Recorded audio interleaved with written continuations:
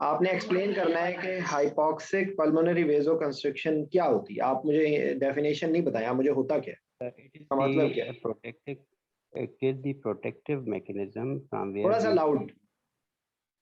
जो लंग का एरिया जहाँ पे होती है हाइपोक्सिया होता है, otherwise in other body tissues वहाँ वेजोडाइलेशन होती है और वहाँ पे परफ्यूजन वेंटिलेशन ज्यादा हो जाती है। लेकिन this is specific to the lungs, वहाँ पे वेजो कंस्ट्रिक्शन होती है, so that the blood flow should be directed, can be directed to the well ventilated या वेल परफ्यूज्ड एरियाज। ठीक है, मतलब जानी कि सर, जिस जब हाइपॉक्सिया होता है तो as a result of hypoxia blood is sir, directed from the area, actually जहां पर पूरी बॉडी से ये रिवर्स होता है मैकेनिज्म। ठीक है, पूरी बॉडी में जहां पर वेजो हाइपॉक्सिया होता है तो वहां पर वैसे वेजो डायलिटेशन होती है, एक्सेप्ट फॉर लंग्स, जो सर, ये और ये प्रोटेक्टिव मैकेनिज्म होता है। ठीक है, और जो हम लोग जिस दिन वो एनेस्थीसिया के इफेक्ट्स पढ़ रहे थे तो उस वक्त किसी ने ये बात नहीं बोली कि एनेस्थीसिया जो है वो हाइपॉक्सिक पल्मोनरी वेजोकंस्ट्रिक्शन को भी ब्लंट करता है। सर, सर, हाइपो जितने ये एनेस्थेटिक एजेंट्स होते हैं ना, ये हाइपॉक्सिक पल्मोनरी वेजोकंस्ट्रिक्शन के जो जो एक प्रोटेक्टिव रिफ्लेक्स होता है उसको भी ब्लंट ब्लंट कर देते हैं। ठीक है, सर, तो अच्छा, अब मैं बेसिकली आज जो करना चाह रहा हूँ, जो मैंने आपको सुबह भी आपसे डिस्कस किया था, तो जो होती है मतलब जो मैकेनिज्म ऑफ रिस्पायरेशन। ठीक है, उसमें जो इंस्पिरेशन में क्या होता है, एक्सपिरेशन में क्या होता है, और जो पॉजिटिव प्रेशर, क्योंकि हमारा इसी से ही सारा ताल्लुक है, तो पॉजिटिव प्रेशर वेंटिलेशन में क्या डिफरेंस आता है, ये थोड़ा सा बताएं शाबाश। सर, आवाज आ रही है सर? जी जी। अच्छा सर, इस तरह ये क्या है कि ड्यूरिंग दी आपकी जो स्पॉन्टेनियस वेंटिलेशन होती है ना, उसमें बेसिकली आपका मैं थोड़ा सा अगर उसमें थोड़ा सा चेंज इस पे रुक के मैं ये कहूँ कि आपकी जो लंग की टेंडेंसी होती है कोलैप्स की, एक। दूसरा, ये आपकी चेस्ट वॉल की जो टेंडेंसी होती है वो प्रोट्रूडिंग आउटवर्ड होती है। ये इंट्राप्लूरल कैविटी नेगेटिव प्रेशर होता है, तो ये एक इक्विलिब्रियम में रहते हैं। हम जब इंस्पायरेशन करते हैं ना, इंस्पायरेशन करते हैं, दैट इज एक्टिव प्रोसेस, और एक्सपायरेशन जो है वो पैसिव प्रोसेस है। हमारी रिब्स की कुदरत ने इस तरह कोई रखी हुई है, वो उसमें बकल हैंडल जो है ना मूवमेंट है, एंटीरियर एंड अपवर्ड होती है, उसी वक्त ये एक्सपायरेशन होती है। अच्छा, इसमें क्या होता है कि जब हम इंस्पायरेशन कर रहे होते हैं ऑन स्पॉन्टेनियस वेंटिलेशन, तो हम एक नेगेटिव प्रेशर क्रिएट करते हैं। इंट्राप्लूरल तो होता ही है, इंट्रा एल्वुलर और in the lungs, within the lungs gradients की क्रिएट होता है from the atmosphere to the lungs, उससे नेगेटिव प्रेशर क्रिएट होता है and air flows from the atmosphere to the lungs. और हम जब ये इंस्पायरेशन सीज हो जाती है तो हमारी जो एक्सपायरेशन है वो होती है अपना पैसिव प्रोसेस होती है। उसमें हम जैसे ही इंस्पायरेटरी मसल्स को रिलैक्स करते हैं तो वो अपनी वापस अपनी जगह पे होती है and air flows out from the lungs to the atmosphere. This is the, यानी कि एक नॉर्मल में फिजियोलॉजिकल मैकेनिज्म ये है जो उसमें कहते हैं। उसमें आपके मसल्स कौन से हैं? इंस्पायरेटरी आपका मेन जो है ना डायफ्राम है, एक्सपायरेटरी मसल्स जो है ना आपके एक्सटर्नल इंटरकॉस्टल हैं, इंटरनल इंटरस्केलिन भी है, और वगैरह वगैरह। तो ये आपके ये है, ये this is a normal mechanism, physiological mechanism in the spontaneously ventilating patients. अच्छा, हम अभी आ जाते हैं जो मैकेनिकली हम जो पेशेंट को वेंटिलेट कर रहे होते हैं। अच्छा, उसमें क्या होता है, ये जिस तरह कल भी इस पे थोड़ी बात हुई थी कि जो भी हमारे एनेस्थेटिक्स ड्रग्स होते हैं वो ब्लंट करते हैं, आपके मसल्स रिलैक्स करते हैं, इर्रेस्पेक्टिव कि आप वो न्यूरोमस्कुलर ब्लॉकिंग एजेंट आप यूज कर रहे हैं या नहीं है। मोस्टली एनेस्थेटिक्स ड्रग्स, एक्सेप्ट एक आधा केटामिन वगैरह, तो वो आपके इतना नहीं करते, लेकिन ये है कि वो, तो उसमें ये होता है कि आपकी जो है ना वो जब आप इस it comes in positive pressure ventilation, वो आपने यानी कि एटमॉस्फेयर से या थ्रू द ट्यूब और वट एवर, या कोई और किसी और डिवाइस से पॉजिटिव प्रेशर वेंटिलेशन करने के लिए you have to force the air into the lungs. उससे फिर ये जो जितना भी जो स्पॉन्टेनियस मैकेनिज्म था वो सारा रिवर्स हो जाता है। देखें इनिशियली पहले आप कर रहे थे, नेगेटिव प्रेशर हो रहा था और उससे एयर इनफ्लो हो रहा था ग्रेडियंट की वजह इंट्रा से। प्लूरल प्रेशर नेगेटिव हो रहा था ना? सर इंट्राप्लूरल और इंट्रा एल्वियोलर भी दोनों। जी। देखें अलग देखें, वो थोड़ा सा अगर हम फिजियोलॉजी का रिकॉल करें, इंट्राप्लूरल प्रेशर तो ऑलरेडी नेगेटिव होता है, लेकिन वो मजीद नेगेटिव हो जाता है। आप मजीद नेगेटिव हो जाता है। You are very right sir.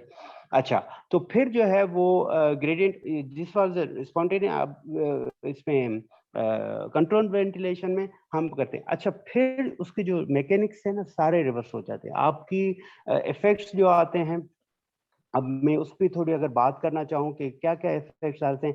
Airway obstruction हो सकती है। क्यों? आपका जो है ना वो अपर एयरवे की मसल रिलैक्स हैं, आपकी टंग फॉल कर सकती है, फारेंजियल मसल्स या posterior displacement of the tongue हो जाती है, एक ये। दूसरी आपकी रिड्यूस्ड वेंटिलेशन होती है। रिड्यूस वेंटिलेशन कैसे होती है? आपका जो नॉर्मली ना CO2 ज्यादा जो है ना डिफ्यूज कैपेबिलिटी उसकी होती है from the blood to the alveoli, वो और जो नॉर्मल रेस्पिरेशन और वेंटिलेशन से ना रिमूव हो रही है।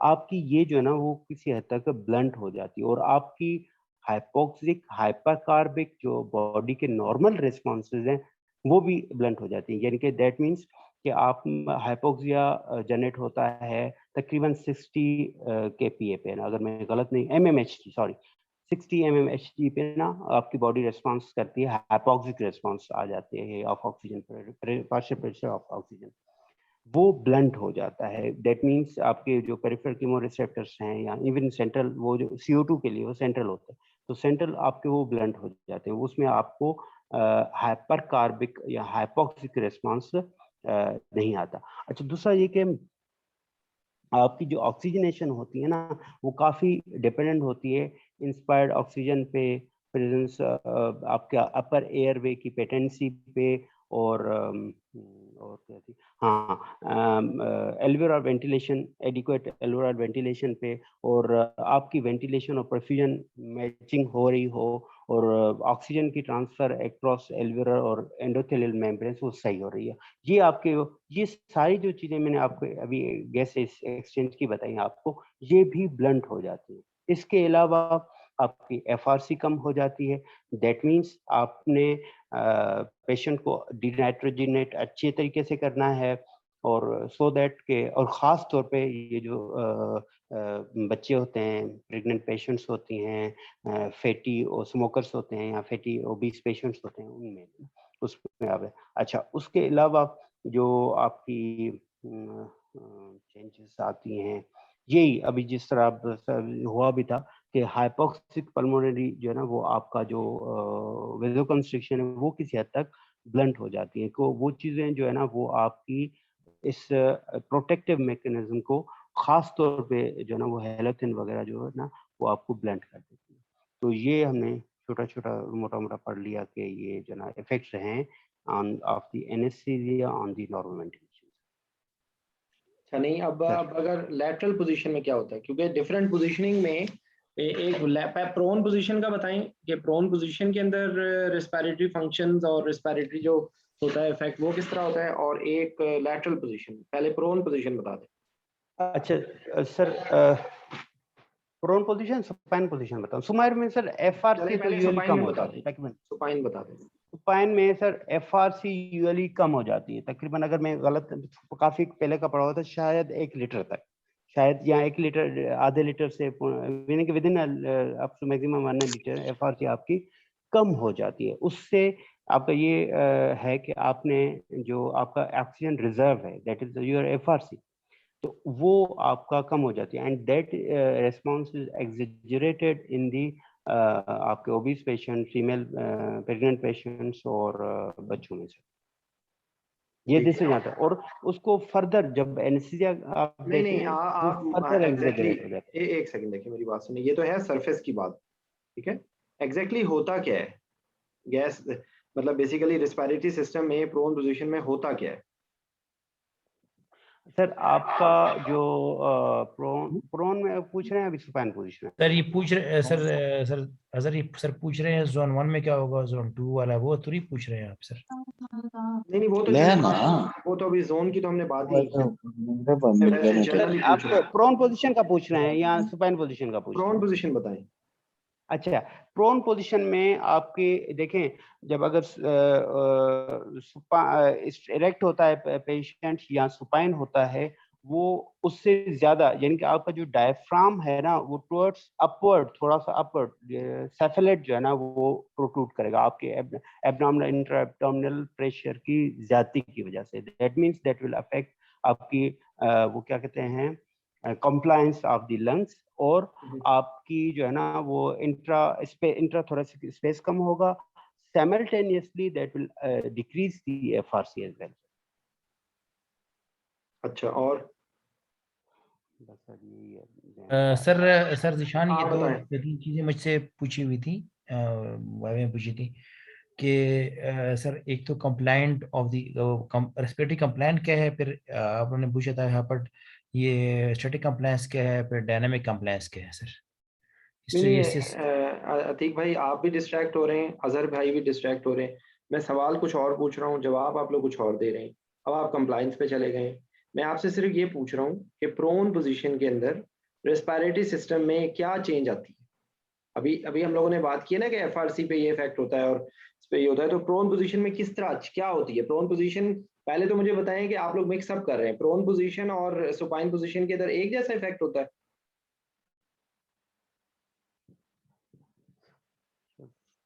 सर इसमें थोड़ा I am sorry, prone position में कुछ मैं ज्यादा क्लियर नहीं हूँ मैं जो। जमील आप बताओगे?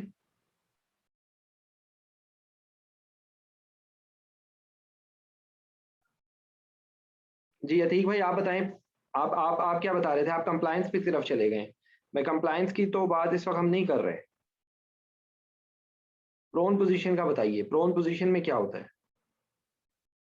सर प्रोन पोजीशन में एग्जैक्टली वही होता है जो सर जो इसमें सर आपका जो मैं सर जोन्स की बात ही कर रहा था। इसमें सर ये होता है कि सर आपका जो परफ्यूजन एंड वेंटिलेशन जो है ना सर, वो तीनों एक जगह मतलब जो ये नीचे वाले जोन और वो सारे इक्वलाइज हो जाते हैं सर, जिसमें परफ्यूजन ज़्यादा होगी और वेंटिलेशन कम होगी सर। मतलब अच्छा दोनों दोनों बढ़ अच्छा, जाएंगी, किसी को वेंटिलेशन भी बढ़ जोन्स जाएगी। ऑफ लंग्स आते हैं? जोन्स ऑफ लंग्स किसी को याद है? 3 जोन्स ऑफ लंग्स। इसमें sir sir John of lungs. हाँ चलिए अतीक साहब बताते हैं जी प्लीज, मैं ऐड जी कर नहीं दूंगा। सर बताएं, आप बताएं सर जमील सर बताएं। प्लीज प्लीज अतीक साहब कंटिन्यू करें। अच्छा सर ये इसमें सर नॉर्मली जब सुपाइन पोजीशन में या इरेक्ट पोजीशन में होता है कि जोन 1 है, जोन 2 है, जोन 3 है। जो जोन 1 है उसमें आपका वेंटिलेशन ज़्यादा होती है बनिस्बत परफ्यूजन के। तो यहाँ पे फिजियोलॉजिकल वो होती है, फिजियोलॉजिकल जो क्या कहते हैं इसको, डेड फिजियोलॉजिकल स्पेस, शंट, हाँ फिजियोलॉजिकल डेड स्पेस बढ़ फिजियोलॉजिकल जाती है। Dead space. पहले मुझे ये बताएं कि क्या ये हकीकत में असल में लंग्स में क्या स्पेसिफिकली ऊपर नीचे 3 लाइनें जो लगा के भेजते हैं, असल में ऐसा होता है? असल में तो ऐसा नहीं होता ना। ये एक डायनामिक फेज, ये एक डायनामिक कॉन्सेप्ट है, ठीक है। ये हो सकता है पूरे का पूरे लंग्स के अंदर ये आ जाए, हो सकता है कि किसी एक खास हिस्से में आ रहा हो।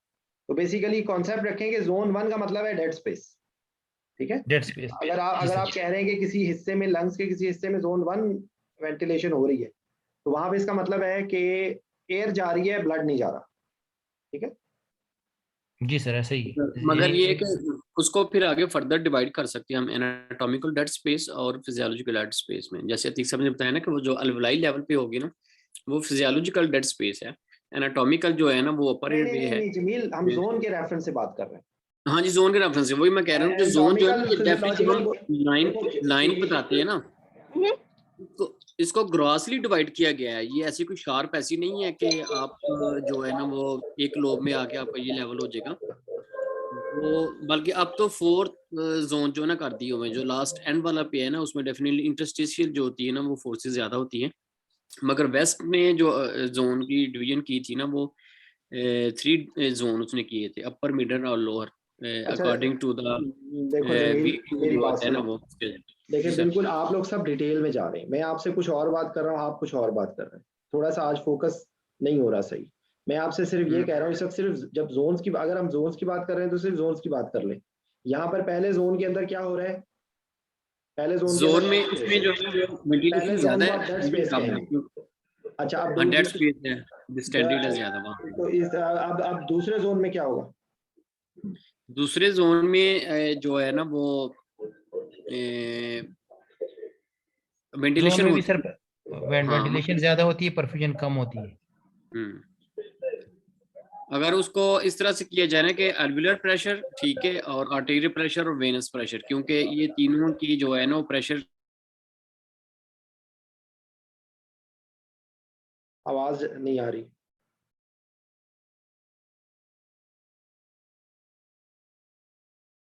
वेनस प्रेशर जो है ना होता है, तो इस वक्त वहाँ पे परफ्यूजन नहीं होती। जी सर, ठीक है, ऐसे ऐसे क्या देखो आपकी कुछ लोग आवाज हैं। बीच में चली गई थी। अच्छा, वो सिग्नल का होगा। मैंने कहा जो अपर जोन है ना, वेस्ट जोन अपर, जो जो एपेक्स को जो है ना शो करता है, हम्म। उसमें एल्वुलर प्रेशर जो होता है ना वो ज्यादा होता है ड्यू टू डिस्टेंडेड जो है ना वेल्वुलाई, और मोर देन आर्टेरियल प्रेशर, ठीक है, और जो कि वो मोर देन होता है वेनस प्रेशर। इस वजह से जो मिडल जोन है, वहां पर क्या होगा? वहाँ पे जो है ना, वहाँ पे भी एल्वुलर प्रेशर ज्यादा होता है, मगर ये है कि कंपैरेटिवली उसके अगर कहा जाए कि अपर जोन से तो कम होता है, ठीक है। जब उसको परफ्यूजन की जाए ना, या हार्ट का पंपिंग अगर उसका किया जाए, जिस तरह से जस्ट लाइक क्या कहते हैं उसको, एक शावर की तरह का जो है ना, जैसे आप पाइप से डाल रहे हैं, तो अगर उसका ब्लड वहां पे जाता है तो इंक्रीज हो जाता है वहां पे जो है ना फ्लो, फिर भी आर्टेरियल उससे एल्वुलाई से ज्यादा होता है, ठीक है। तो फिर उससे जो है ना वो होती है ये वेंटिलेशन जो है ना होती है। इसको हम क्या कहते हैं? वाटरफॉल। हाँ, वाटरफॉल इफेक्ट, जी जी sir. Sterling effect sir. Starling effect कहाँ से आ गया? नहीं नहीं, ये वाटरफॉल इफेक्ट कह सकते हैं इसको। सर वाटरफॉल भी कहते हैं, और इसको सर स्टर्लिंग रजिस्टर भी कहते हैं सर। कैसे अब आप एक्सप्लेन करेंगे ये? सर ये इसमें सर ये मतलब ये सेम जो आप बता रहे हैं ना, इसमें सर जो जोन है इसमें वेंटिलेशन, ऑप्टिमल वेंटिलेशन, परफ्यूजन दोनों में एक जैसा होता है। तो उसमें एपेक्स पे हायर होता है ड्यू टू ग्रेविटी, ग्रेविटी की वजह से आपका जो वो है एल्वेलर प्रेशर जो इफेक्ट एक्सीड कर जाता है सर। नहीं तो जिस नहीं, तरह देख भाई, ग्रेविटी जो है ना, ग्रेविटी के इफेक्ट से जो है ना, जो जोन नीचे को ग्रेविटी ज्यादा होगी, वेट और जोन जो होता है ना ग्रेविटी की वजह से, वो प्लूरल प्रेशर जो है ना वो ऊपर -10 में होगा, और नीचे जो है ना -2.5 होता है, ठीक है, जो ये जोन एल्वुलर। 2 में होगा ना, जोन 2 में। ये जोन 2 जोन, में ग्रेविटी और कंपैरेटिवली एपेक्स से ज्यादा होगी ग्रेविटी का जो है ना इफेक्ट। हाँ हाँ, मैं उसी की बात कर रहा हूँ। जो जो आप नीचे आते जाएंगे, ठीक है, ग्रेविटी और वेट का इफेक्ट ज्यादा होता जाएगा लंग्स जोन में। अच्छा उसके बाद जो जोन 3 है वहां पर क्या होगा? जोन 3 में आर्टेरियल प्रेशर जो है ना वो ज्यादा एल्वुलर से, और वो ज्यादा फिर वीनस से। नहीं, आर्टेरियल ये जोन 2 में होता है। आर्टेरियल हाँ, इज वो मोर उसमें देन फिर एल्वुलर। आर्टेरियल ज्यादा वेनस से, और उससे ज्यादा होगा एल्वुलाई से, ठीक है। तो इसमें सर एल्वुलाई यहाँ वहां पे पे, शंट शंट होगा ना, फिजियोलॉजिकल शंट होगा। नहीं नहीं, जोन 3 में जो है ना वो उसमें वेंटिलेशन ज्यादा होती है, क्योंकि उसके जो एल्वुलाई में ज्यादा कंप्लाइंट होता है, तो वो उससे अगर नीचे जो है ना वहां पे फिजियोलॉजिकल शंट हो सकता है, जिसे जो है ना और बेस पे चले ये जाए। मतलब वो जो एक होता है ना, जो एक नॉर्मल तो वो हमारा, नॉर्मल जो होता है ना लंग्स का, वो मेन पोर्शन जो है वो ये होता है, ठीक है। जो हमारे नॉर्मल कंडीशन के अंदर हमारे जो ज्यादातर लंग्स का पोर्शन होता है वो ये वाला होता है, ठीक है। बिल्कुल, इसमें एल्वुलाई जो होता है ना, जो लास्ट वाला जोन है, जोन 3 है, इसमें एल्वुलाई छोटे होती हैं due to effect of gravity और लेस नेगेटिव इंट्राप्लूरल प्रेशर की वजह से, ठीक है। मगर ये है कि ये कंप्लाइंट ज्यादा होती हैं, ठीक है, ये इंस्पिरेशन की वजह से ज्यादा कहते हैं कि एयर जो है ना वो उसमें जो है ना उनकी एक्सचेंज जो है ना वो फिर होता है, ठीक है, वो एक्सपेंड भी करते हैं और फिर रिड्यूस भी उनका होता है। जबकि जो एपेक्स पे हैं, ठीक है, वो ऑलरेडी फुली डिस्टेंडेड है, तो वहाँ पे जो है ना वो इंस्पिरेशन में उनके साइज में, उसके डायमीटर में, ठीक है, उनके रेडियस में बहुत ज़्यादा फर्क नहीं पड़ता, इस वजह से वहाँ पे बहुत ज़्यादा वेंटिलेशन नहीं होती। सही।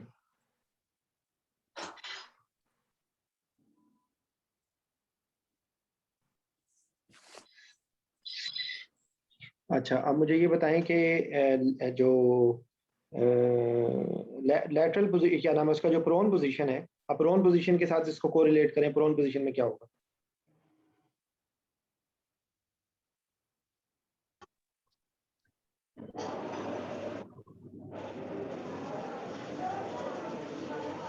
प्रोन पोजीशन में सर ये तीनों जो जोन है वेस्ट जोन से खत्म हो जाते हैं, ये हमारे इरेक्ट पोजीशन पे है या स्टैंडिंग पोजीशन में है, जब वो हो जाते हैं तो वो सिर्फ ये 2 जोन जो हो जाते हैं, एक अपर जोन है जिसमें कह सकते हैं कि जो अल्वेओलाई ज्यादा होते हैं वेंटिलेशन, ठीक है, और जो मुझे बताएं एफआरसी पे, जोन प्रोन पोजीशन में एफआरसी पे क्या इफेक्ट होता है?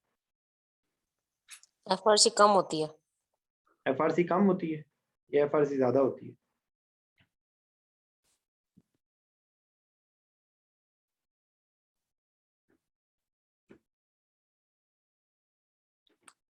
मेरे ख्याल में तो ज्यादा होनी चाहिए, मैं आई एम नॉट श्योर, ठीक है। उसके बाद ये है कि लंग्स जो होते हैं ना वो पोस्टीरियर होते हैं, ठीक है, जब स्पाइन पोजीशन में होते हैं तो लंग्स को स्पेस मिल जाती है एक्सपैंड करने में।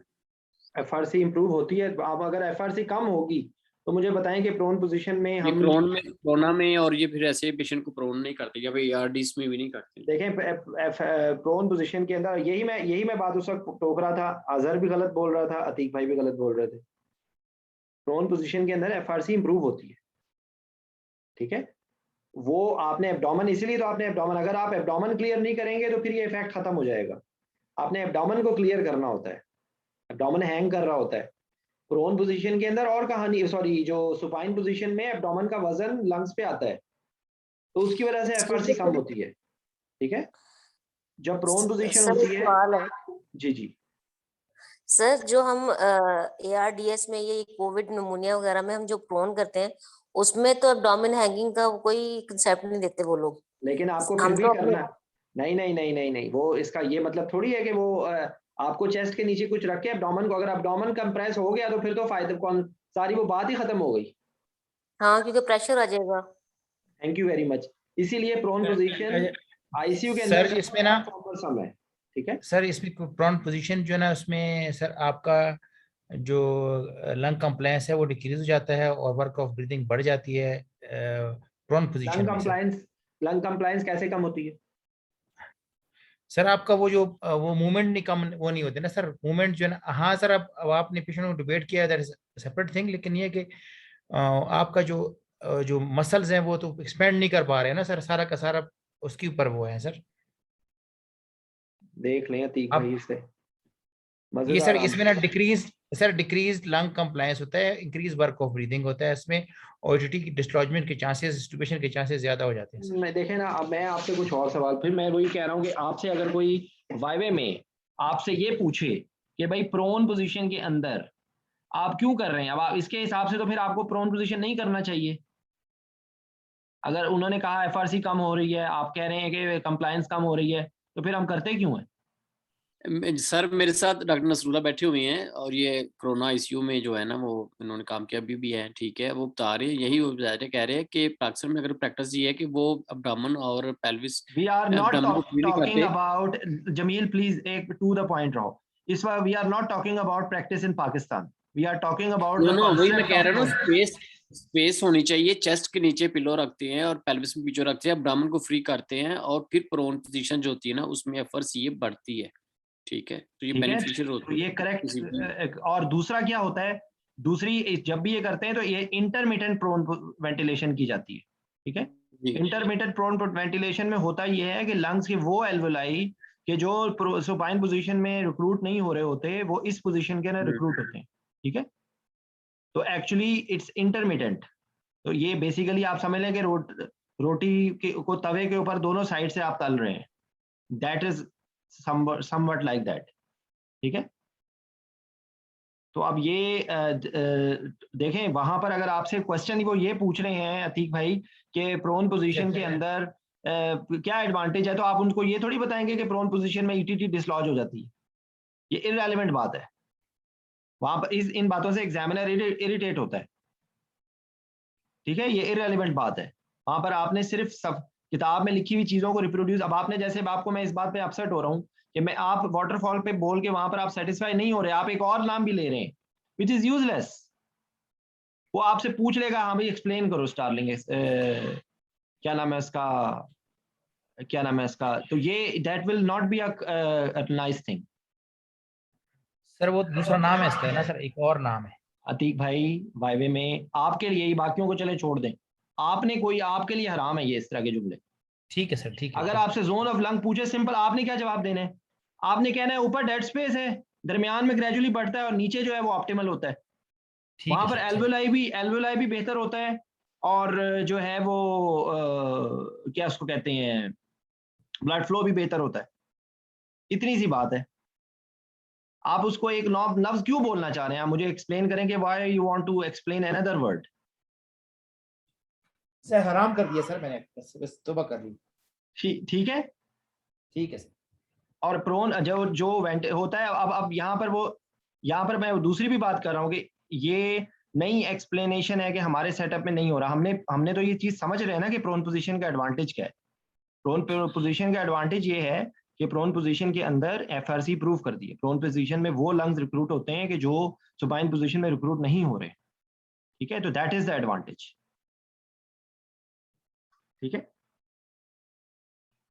तो अदरवाइज ये प्रैक्टिकली तो ये जोन्स ऑफ लंग्स को के बारे में कोई प्रैक्टिकली स्पीकिंग तो ये इसका कोई कॉन्सेप्ट, मतलब लाइक ये आपको बैकग्राउंड में होता है ना, प्रैक्टिकल कंडक्ट ऑफ एनेस्थीसिया के अंदर ये सारी चीजें नहीं आती। आपको सिर्फ ये होना चाहिए कि जहां पर जो है ना, ये जो है आपकी वेंटिलेशन हो रही है और ब्लड नहीं जा रहा, तो वो आपका जोन 1 का कॉन्सेप्ट है, ठीक है। ग्रेजुअली जो है वो उसके जो दूसरे स्टेप में चीज है वहां पर ग्रेजुअली बढ़ेगा, लेकिन still it is not more than ये जो है ना वीनस प्रेशर से ज्यादा नहीं हुआ एल्वुलर प्रेशर, जबकि नीचे में आके वीनस प्रेशर जो है ना एल्वुलर प्रेशर से ज्यादा हो। दैट इज अ कॉन्सेप्ट, ठीक है। तो के अंदर अच्छा, अब ये प्रोन पोजीशन की बात हो गई। अस्सलाम वालेकुम सर। वालेकुम अस्सलाम जी। सर प्रोन पोजीशन में एक ये फायदा भी होता है कि पोस्टल ड्रेनेज होती है, जिसकी वजह से जो वेंटिलेशन में जो है ना वो बेहतरी आती है, एक ये बात भी है। और दूसरा सुपाइन पोजीशन में ये हो रहा होता है कि जैसे लोअर लंग्स हैं उनको परफ्यूजन ज्यादा जारी होती है, और जो सुपरफिशियल पार्ट ऑफ लंग है उसको वेंटिलेशन ज्यादा अच्छी जा रही होती है। तो there is a chance of VQ there is chance of hypoxemia due to VQ mismatch in supine position. और प्रोन पोजीशन में हम प्रोनिंग करते हैं ताकि वही आप वाली बात, रोटी को सेकने वाली बात, कि जो जिस एरिया को वेंटिलेशन अच्छी जा रही है उस एरिया को परफ्यूजन भी ग्रेविटी बेस अच्छी चली जाए और वेंटिलेशन वीक्यू मिसमैच कम हो जाए और हाइपोक्सीमिया कम हो जाए। प्रोन पोजीशन का ये फायदा है। दूसरा पोस्टल ड्रेनिंग है सर, और लंग जो एल्वुलाई है उनकी रिक्रूटमेंट है। पोस्टल ड्रेनेज का मुझे समझ नहीं आया, जरा उसको बताएं सर। सर एयरवे सिक्रीशंस जो भी होंगी उनकी ड्रेनेज बेहतर हो जाएगी और उसको फिर जो है सक्शनिंग से आप क्लियर आउट कर सकते हैं। Okay okay okay fine. तो ये समझ गए ना ये बात। तो इस वक्त हम डाइसेक्ट करके सिर्फ रेस्पिरेटरी सिस्टम की बात कर रहे हैं, ठीक है ना, हर उसके अंदर। तो सुपाइन सर जिशान जी जी ये मतलब आपका आर्टिकल ही मेरे सामने खुला हुआ है, इसमें ना सर लिखा हुआ है कि जो आप शेयर करते होते हैं, so इसमें लिखा हुआ है कि जो एफआरसी और arterial partial pressure of oxygen बढ़ जाता है, लेकिन चेस्ट वॉल और लंग कंप्लायंस जो है ना रिमेन अनचेंज्ड। तो आप ठीक कह रहे थे सर। मैं आपको कह रहा हूं कि आपने बूटी नहीं लगानी। बूटी मैं लगा सकता हूं क्योंकि मैंने इम्तहान नहीं देना। आप लोगों को बूटी लगाने की इजाजत नहीं है, ठीक है। आप लोगों ने फिर बूटी अगर आपने देख के बताना है तो फिर फायदा कोई नहीं ना। आपने उसको आपने नोट करना है। जो चीज नहीं याद होती वो आप उसको बाद में नोट करेंगे, ये चीज मुझे नहीं याद हुई, ठीक है। तो यहाँ पे फिर मैं वो रिपीट कर रहा हूँ जो मैं बार बार कहता रहता हूँ कि मुख्तलिफ कैटेगरी के यहाँ पर लोग हैं जो MCQs जो बेस कर रहे हैं, वो जो है ना उनकी कैटेगरी डिफरेंट है, ठीक है। और जो आपकी आप जाहिर बात है आप मेरे लिए सबसे ज़्यादा स्पेशल है, आप और राबिया, ठीक है, क्योंकि आप लोगों को वाइवा देना है। क्या नाम है इसका, तो इस वजह से, ठीक है, तो इसलिए आपको वो आंसर देने हैं कि जो आप प्रोड्यूस भी कर सकते। जी, ठीक है। तो इसलिए आपको मैं आपको डिटेल में नहीं मैं भेजना चाहता, आपको टू द पॉइंट रहना है। वो आंसर मैं आपको बताऊंगा कि जो आपने बोलना है, ठीक है। ठीक है सर।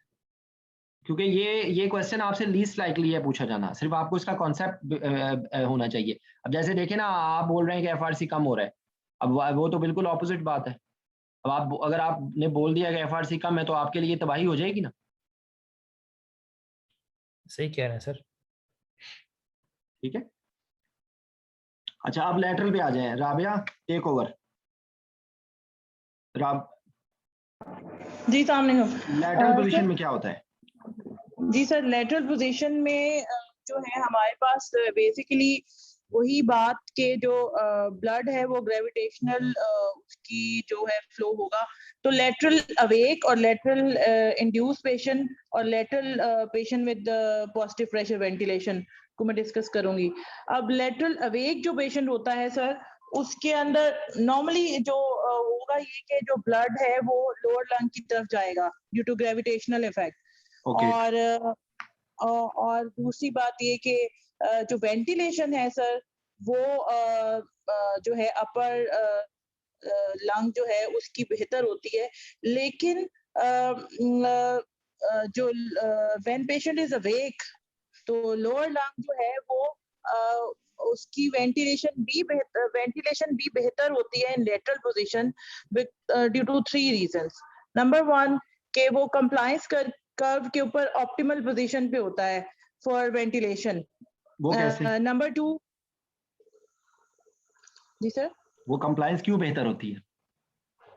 सर वो इसलिए बेहतर होती है कि पेशेंट का जो डायफ्राम है ना वो मोर एफिशिएंटली कॉन्ट्रैक्ट कर रहा होता है, कॉन्ट्रैक्ट करता है।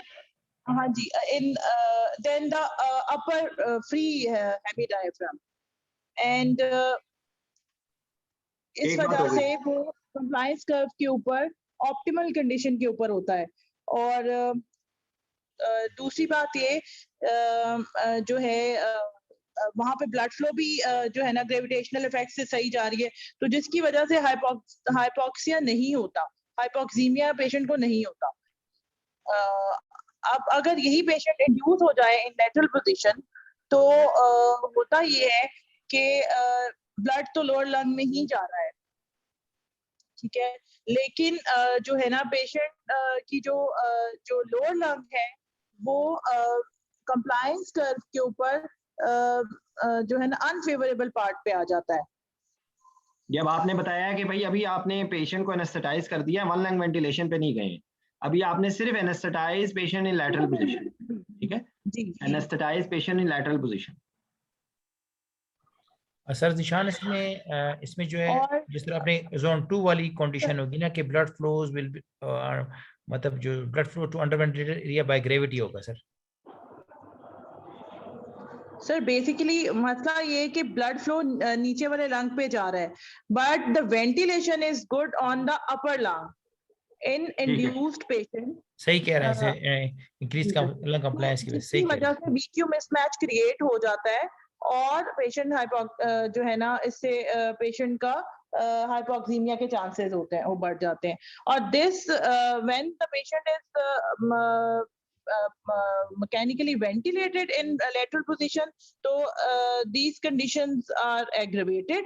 वो इसलिए ड्यू टू एक तो एनेस्थीसिया के इफेक्ट से, दूसरा पैरालिसिस से, तीसरा सर जो है इसका जो है जो सर नीचे जो बंदा लोअर लंग जो होता है वो रिस्ट्रिक्ट होता है डिपेंडेंट लंग जो है, डिपेंडेंट जी लंग में जो है डिपेंडेंट लंग होता है वो हम्म, सर उसकी रिस्ट्रिक्टेड मूवमेंट होती है ड्यू टू एब्डोमिनल कंटेंट्स। तो और मेडिसिनल कंटेंट्स भी, ठीक है। जी उसकी रिस्ट्रिक्टेड मूवमेंट हुई वो उसका उसका हेमिडायफ्राम जो है वो जो है ना अच्छे तरीके से वेंटिलेट नहीं कर रहा, लेकिन blood is going on that dependent lung. और जो अपर लंग है वो जो है उसमें blood is not going in that amount जो कि डिपेंडेंट लंग में जा रहा है, लेकिन अपर लंग की ओपन न्यूमोथोरैक्स की वजह से जो है जो कि सर्जरी में हो जाती है, तो वो वेंटिलेशन बहुत अच्छी होती है, तो जिसकी वजह से ये जो है पीक्यू मिसमैच हो जाता है, एग्रवेट हो जाता है। ठीक है, ठीक है। तो ये जो कॉन्सेप्ट है ना, इसको एक दफा फिर से रिपीट कीजिए। जी ये जो आपने सर वन लंग वेंटिलेशन के दरमियान में है ना कि एक लंग को डब डाउन किया, तो उस वक्त क्या हो रहा है? जब सर अवेक पेशेंट से स्टार्ट करूं या सर नहीं, ये इंड्यूस पेशेंट भी बता दिया ना। इंड्यूस पेशेंट का तो बहुत सिंपल है। अब आपने जब न्यूमोथोरैक्स कर दिया है तब क्या हो रहा है ये बता दें दोबारा से। जब न्यूमोथोरैक्स किया है तो पेशेंट जो पेशेंट का अपर लंग है वो कंप्लाइंट हो गया है, कंप्लाइंट हो गया है। जी, और लोअर लंग है वो लेस कंप्लाइंट हो गया है और पैरालाइज भी है, और जिसकी वजह से जो है डायफ्राम जो है जो एब्डोमिनल कंपोनेंट है वो रिस्ट्रिक्ट कर रहे हैं लोअर हेमी डायफ्राम को के थ्रू लोअर लंग को, जिसकी वेंटिलेशन जो है ना कॉम्प्रोमाइज हो जाती है। But upper lung is more compliant because of open pneumothorax, और उसको कोई रिस्ट्रिक्शन नहीं है, but ventilation is good over there, or perfusion is not that adequate. Perfusion is good on the dependent lung, that is restricted, that is non-compliant, that is not moving, ventilating well. So there is a gradient VQ mismatch aggravate हो जाता है, which leads to hypoxemia. सही, ठीक है। और अब इसी यही कॉन्सेप्ट को फिर आप यूज करते हैं जब इसकी मैनेजमेंट करते हैं, ठीक है ना जी।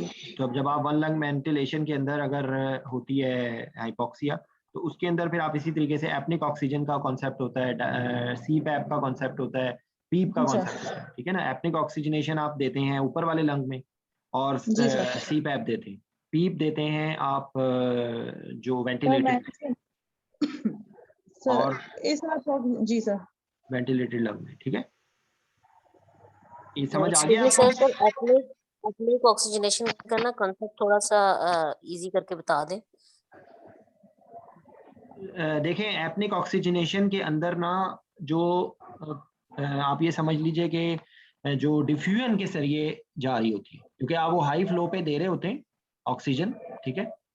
और जो वही कॉन्सेप्ट है कि जो उसके अंदर है जो जेट वेंटिलेशन, सॉरी जो oscillatory ventilation, am I right? जी सर, राबिया ऐसी है?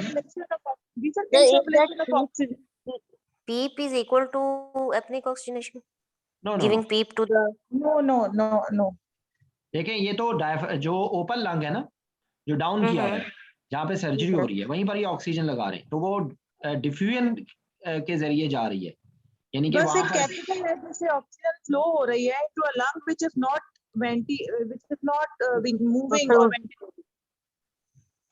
which is not ventilated. which is not ventilated. जी, I see. ठीक है, ठीक है, ठीक क्योंकि है सर, देखें ठीक है। लंग्स अगर बहुत ज्यादा फूलेंगे ना, अगर वो पीरियोडिकली इन्फ्लेट और डिफ्लेट होंगे ना, तो सर्जरी नहीं कर सकेंगे वो, ठीक है। जी लेकिन अगर वो लो फ्लो पे ऑक्सीजन वहां पे जा रही होगी, या थोड़ा बहुत उसको सी पैप दे देंगे, तो उसका होगा ये कि थोड़ी बहुत ऑक्सीजन जाती रहेगी। दैट इज द कॉन्सेप्ट, ठीक है ना। अच्छा, हमने मेरी बात सुनो सर, अगर मैं कंसेप्ट ये कहूँ कि हमने एक लंग डाउन किया और उसमें जो ऑक्सीजन जा रही है, जो डिफ्यूजन के थ्रू ऑक्सीजन जा रही है, हाँ जी, वो अपने एपनिक ऑक्सीजनेशन है। एग्जैक्टली, ठीक है। ठीक है। और जो डिपेंडेंट लंग है, हाँ जी, जो एनेस्थेटिक लंग है, या वेंटिलेटेड लंग है, हाँ जो वेंटिलेटेड लंग है, उसमें हमने सी पैप दे के हम उसको वो कर रहे हैं, उसमें पीप देते हैं। एक सेकंड, जो उसमें पीप दे रहे हैं, उसमें पीप देते हैं। वहां पर आपने रिक्रूटमेंट कर सकते हैं ना, जहाँ पे आप वेंटिलेट कर रहे हैं, तो वहां पर आप एटिलेक्टेसिस से बचाते हैं ताकि जो लंग वेंटिलेट हो रहा है वो प्रॉपरली वेंटिलेट हो। ठीक हो गया, सही है। और यही कॉन्सेप्ट यूज होता है हाई प्रेशर ये जो होती है ना हाई फ्रीक्वेंसी ऑसिलेटरी वेंटिलेशन, बिल्कुल यही कॉन्सेप्ट यूज होता है। वहां पर भी इतनी ये जो हाई फ्लो नेजल कैनुला वगैरह, हाई फ्लो नेजल, मैं हाई फ्लो नेजल कैनुला में मैं बहुत वीक हूँ, ठीक है। हाई फ्लो नेजल कैनुला को एक्सप्लेन कर सकता है तो कर दे, लेकिन मेरा ख्याल है कि उसमें भी यही कॉन्सेप्ट होगा। क्योंकि असल में ऑसिलेटरी वेंटिलेशन का मैं वर्ड पहली बार सुन रही हूँ, ऑसिलेटरी वेंटिलेशन का। ये आइदर या तो मैं मसलन कोई और वर्ड्स के साथ हम लोग हाई use करते हैं। फ्रीक्वेंसी जेट वेंटिलेशन होती है, हाई फ्रीक्वेंसी ऑसिलेटरी वेंटिलेशन। ठीक हो गया जी सर। सर, जो ऑसिलेटरी नेजल कैनुला जो है ना, जो है वो उसमें हाई फ्लो उसमें भी होती है, 60 लीटर होती है। और ये भी सेम, इसका भी वही कंसेप्ट है जो हाई फ्लो जेट वेंटिलेशन होता है। ये इतना फ्लोज अब बहुत हाई देती है, उसमें 60 लीटर पर मिनट के हिसाब से चल रही होती है। तो वो भी पैसिव जो है ना परफ्यूजन देती है ऑक्सीजन को, डिफ्यूजन, सॉरी पैसिव डिफ्यूजन यार ऑक्सीजन की जेट होती है। वेंटिलेशन थोड़ा सा डिफरेंट होता है जमील। जेट वो वेंटिलेशन के डिफरेंट होता है, अंदर वो एंट्रेनमेंट होती है। उसमें छोटे छोटे जो है ना, वो कह सकते हैं कि पंपिंग इफेक्ट के तौर पे जैसे डिफ्यूजन उसकी हो रही होती है, उसका रेट ज्यादा होता है, ठीक है, इसका फ्लो नहीं ज्यादा है। नहीं नहीं नहीं सर नहीं, वो रेट ज्यादा होता है ऑसिलेशन में। सर ऑक्सीजन में पल्सेस रेट में ज्यादा होता जाता है है। ना। एक मिनट इसको बोलने दो जमील। राबिया क्या कह रही हो आप? सर जो हाई फ्रिक्वेंसी जेट वेंटिलेशन है वो पल्सेस में जाता है, और ये जो है ये इसका कॉन्टिन्यूस फ्लो होता है जो नेजल कैन। जो वो पल्सेस में जाता है ना, तो वो एयर को एंट्रेन करता है। जी सर। तो वही ऑसिलेटरी होता है। ऑसिलेटरी के अंदर पंप कॉन्टिन्यूस होता है, उसमें रेट बहुत ज्यादा होता है। जेट वेंटिलेशन में रिलेटिवली कम रेट होता है। सही हो गया, ठीक हो गया। जमील जरा करेक्ट आप बोल दो।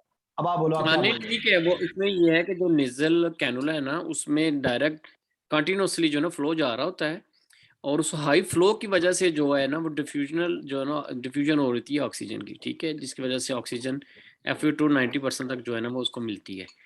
बाकी ऑसिलेशन में और जेट वेंटिलेशन में यही ये रेट का फर्क है, ठीक है। जो ऑसिलेशन है वो जस्ट उसके नाम से ही है कि जो पल्सेटेशन है ना वो वेरी वीक होती है, मगर उसकी जो फ्रीक्वेंसी है वो बहुत ज़्यादा होती है जेट वेंटिलेशन से।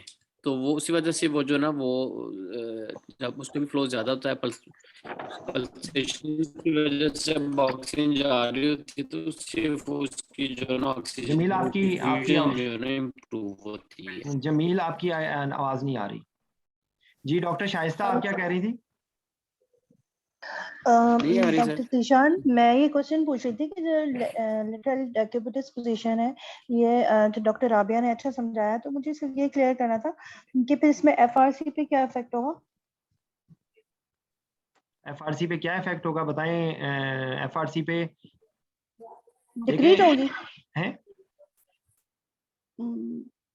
एफआरसी अब एक पेशेंट में क्या होगा और वेंटिलेटेड पेशेंट में क्या होगा? वेंटिलेटेड में तो डिक्रीज होगी ना। तो फर्क नहीं पड़ेगा, लेकिन जो एनेस्थेटाइज पेशेंट है उसके अंदर जो है ना एफआरसी कम होगी। Exactly. कम होगी। एक साइड के लंग के ऊपर ज्यादा इफेक्ट हो रहा है, वही जगह वेंटिलेशन का एरिया भी वही ज्यादा है, तो एफआरसी के ऊपर इफेक्ट पड़ेगा। एक्चुअली सर इसमें ये होगा सर दो कि चीजें हैं। अच्छा जो तो पेशेंट जगा हुआ जो है, इंट्राथोरेसिक प्रेशर वॉल्यूम है और जो लंग में ब्लड वॉल्यूम जो एक साइड पे, उसकी वजह से फर्क आएगा उसमें एब्डोमिनल कंटेंट्स और सिफेलिक पे जो प्रेशर आ रहा है उसकी वजह से कम हो नहीं गया। आएगा। जी राबिया। देखें, बिल्कुल नीचे वाले में जब एब्डोमिनल कंटेंट ऊपर आएंगे तो एफआरसी बेसिकली हमारे पास जो लंग।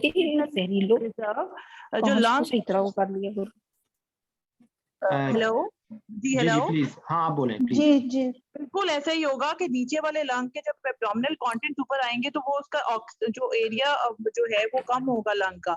तो बेसिकली एफआरसी यही है हमारे पास कि ऑक्सीजन का स्टोर है।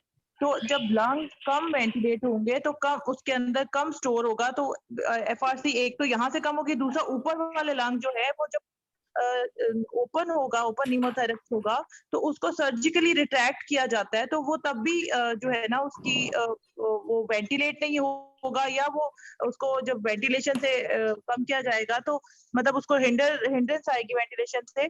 तो ये दोनों चीजें ऐड ऑन करेंगी, जो टोटल एफआरसी है वो कम होगी पेशेंट की, इसीलिए हाइपोक्सिया मतलब ये मल्टीपल फैक्टर, जो न्यूमरस फैक्टर्स हैं उसकी वजह से हो रहा है। जी, मल्टीपल फैक्टर्स हैं। देखिए इसमें एक बात है कि एक न्यूरोमस्कुलर ब्लॉकेट से हो गया, दूसरी बात ये है कि ऊपर वाला लंग जो है, नीचे वाले लंग की जो वेंटिलेशन है वो कॉम्प्रोमाइज कर रहे हैं एब्डोमिनल कंटेंट्स, और न्यूमोथोरैक्स हुआ है, उससे पैराडॉक्सिकल रेस्पिरेशन होती है, और वो लीडिंग टू वीक्यू मिसमैच। उसके अलावा मिडिएशनल शिफ्ट भी होता है। जब न्यूमोथोरैक्स होता है तो बेसिकली ऊपर वाला जो लंग ऊपर वाला लंग है ना, that is exposed to atmosphere.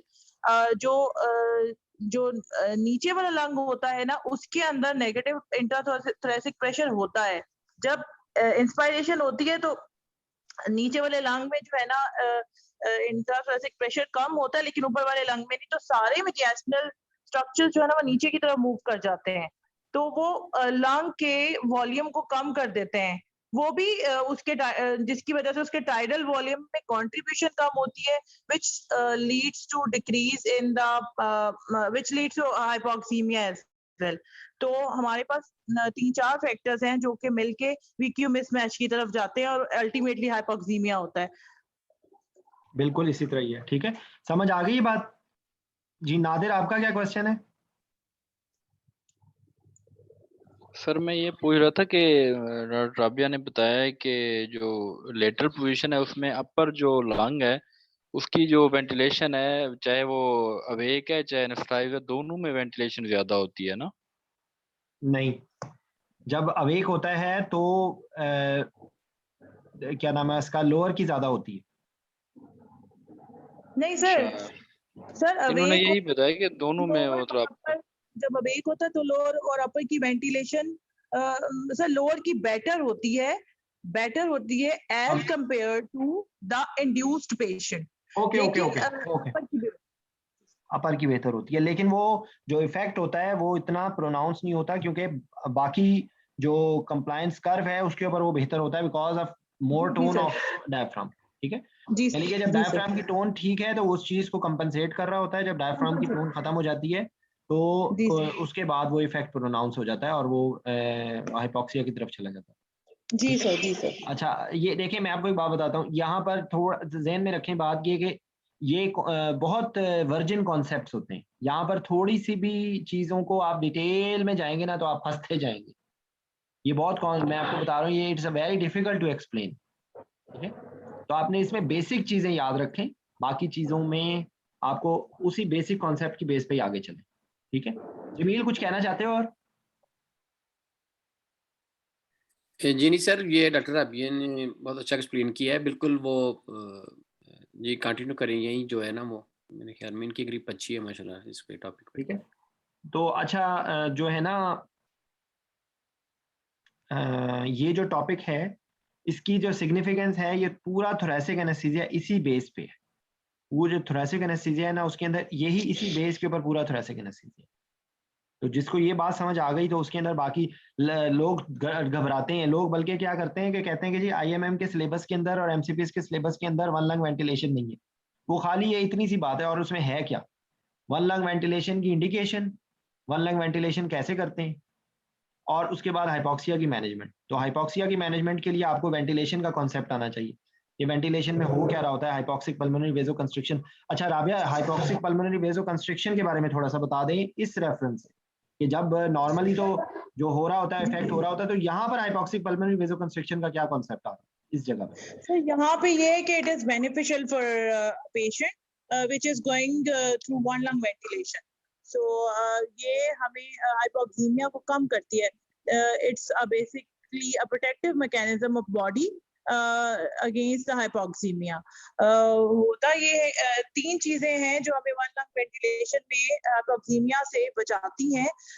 मतलब एक तो हमारी बॉडी खुद कॉम्पनसेट करती है। हाइपोक्सीमिया की वजह से जो पल्मोनरी वेस्कुलेचर है ना वो of the non dependent lung, जो अपर लंग है, उसकी वेसल्स जो है वो हाइपोक्सीमिया की वजह से कंस्ट्रिक्ट कर जाती हैं।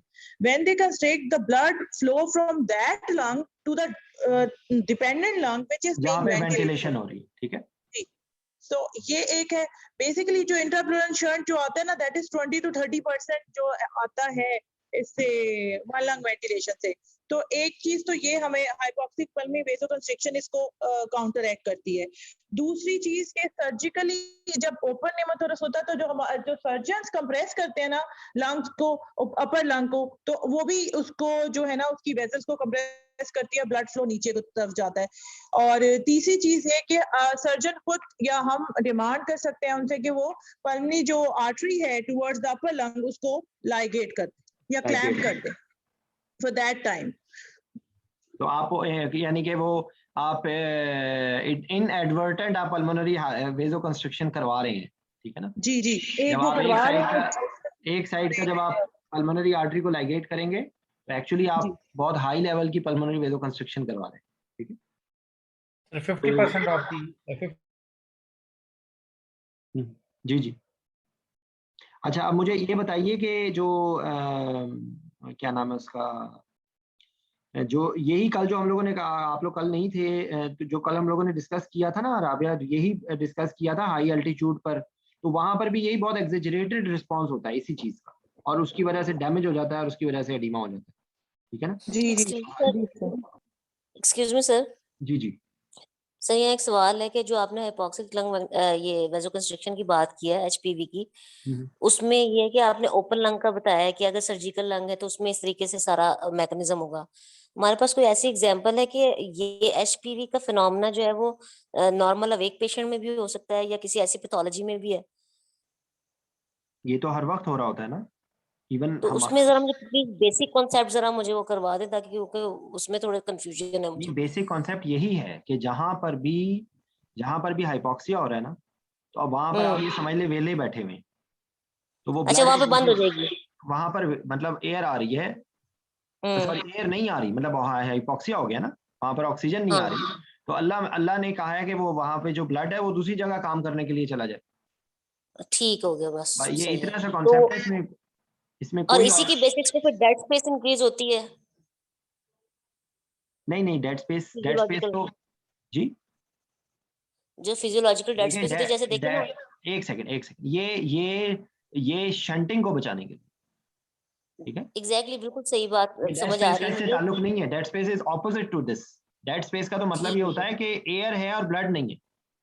जी जी, ठीक हो गया, बिल्कुल सही। ठीक इसमें है? एयर भी नहीं है और उसके जवाब में ब्लड भी नहीं है, नहीं, शंटिंग तो। एक सेकंड रिलैक्स। देखें, ये जो बात है ना, ये प्रिवेंटिंग शंटिंग की है, ये अल्लाह ने शंटिंग की प्रिवेंशन बताई है कि अगर ब्लड वहां जा रहा होता जहां पे ऑक्सीजन नहीं होती, तो वो बेचारे खाली हाथ वापस आते ना, तो उनको ऐसी जगह हाँ भेजते हैं जी, जहां पे वो काम करें, ठीक है? सही हो गया, ठीक हो ऑपोजिट गया। To this thing is that कि जहां पर एयर जा रही है और ब्लड नहीं जा रहा, जब आप मरीज को जो पल्मोनरी एम्बोलिज्म होता है, वो बेसिकली डेड स्पेस हो जाता है ना, एग्जैक्टली। एयर जा रही है और ब्लड गया ही नहीं, क्योंकि कार्डिक आउटपुट ही हाँ, खत्म वहाँ हो पे गया, तो पूरे का एयर पूरा जमा हो लंग्स ही जाएगा। जोन 1 में चला जाता है, एग्जैक्टली, सही कह रहे हैं। ठीक है?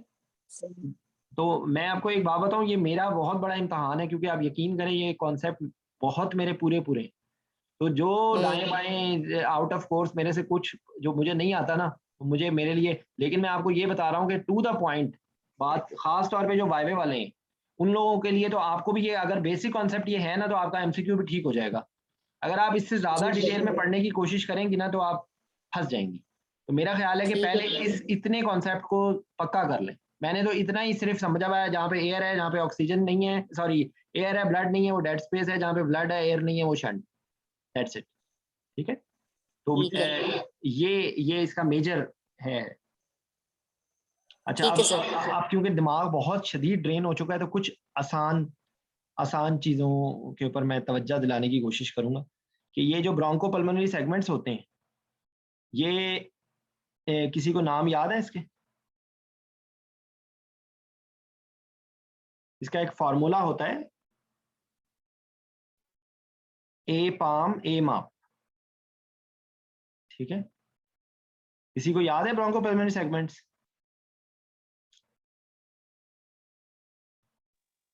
Yes sir.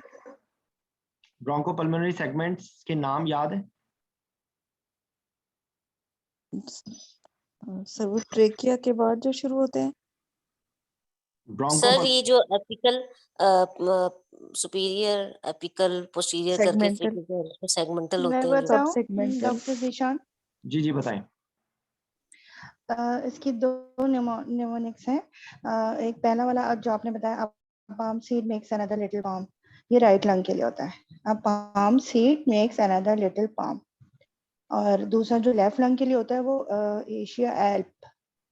उसमें जो हम इस तरह से अगर डिवाइड करें कि अगर राइट ले लें पहले, तो राइट के जो सुपीरियर लोब होते हैं उसमें अपाइकल, पोस्टीरियर और एंटीरियर 3 हो गए, ठीक है।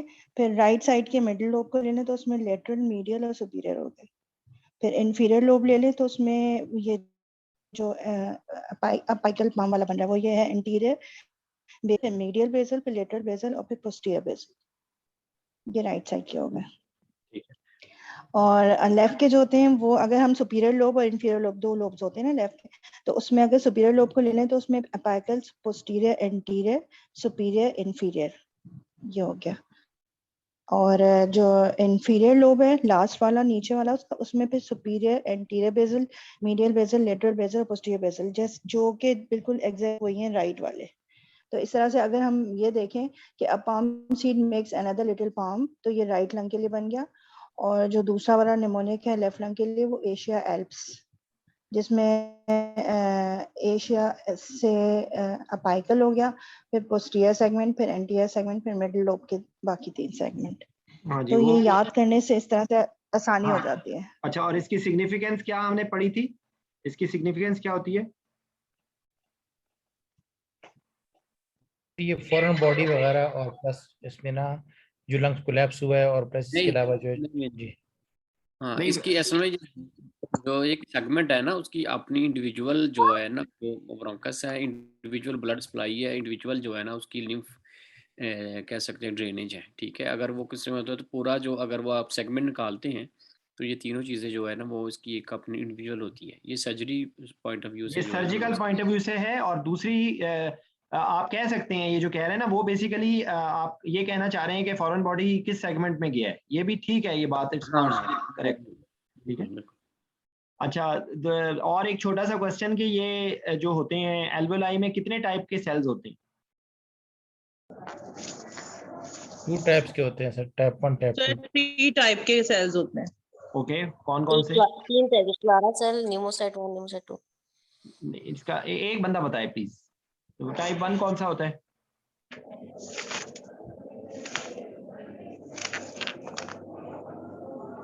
टाइप 1 जो नॉर्मल होते हैं, जहां पर सारा काम हो रहा होता है, बिजनेस जो स्मगलिंग हो रही होती है गैसेस की, वो टाइप 1 होते हैं, ठीक है।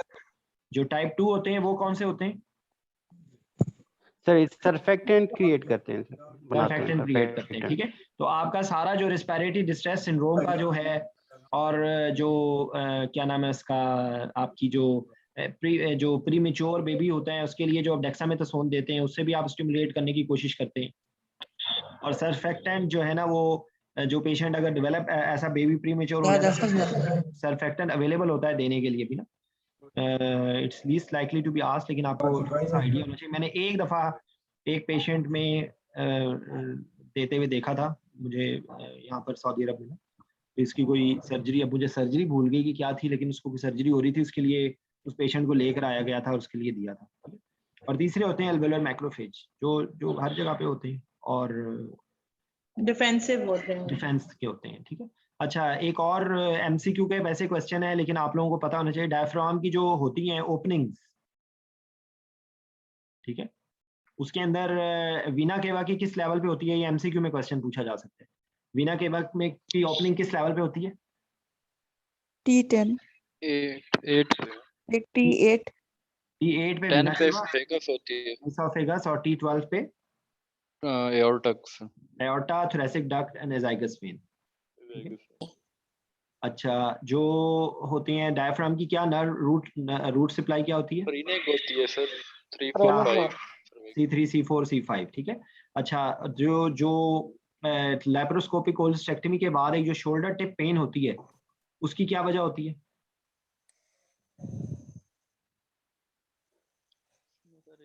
नर्व होती है, उसकी वजह से होता है ये।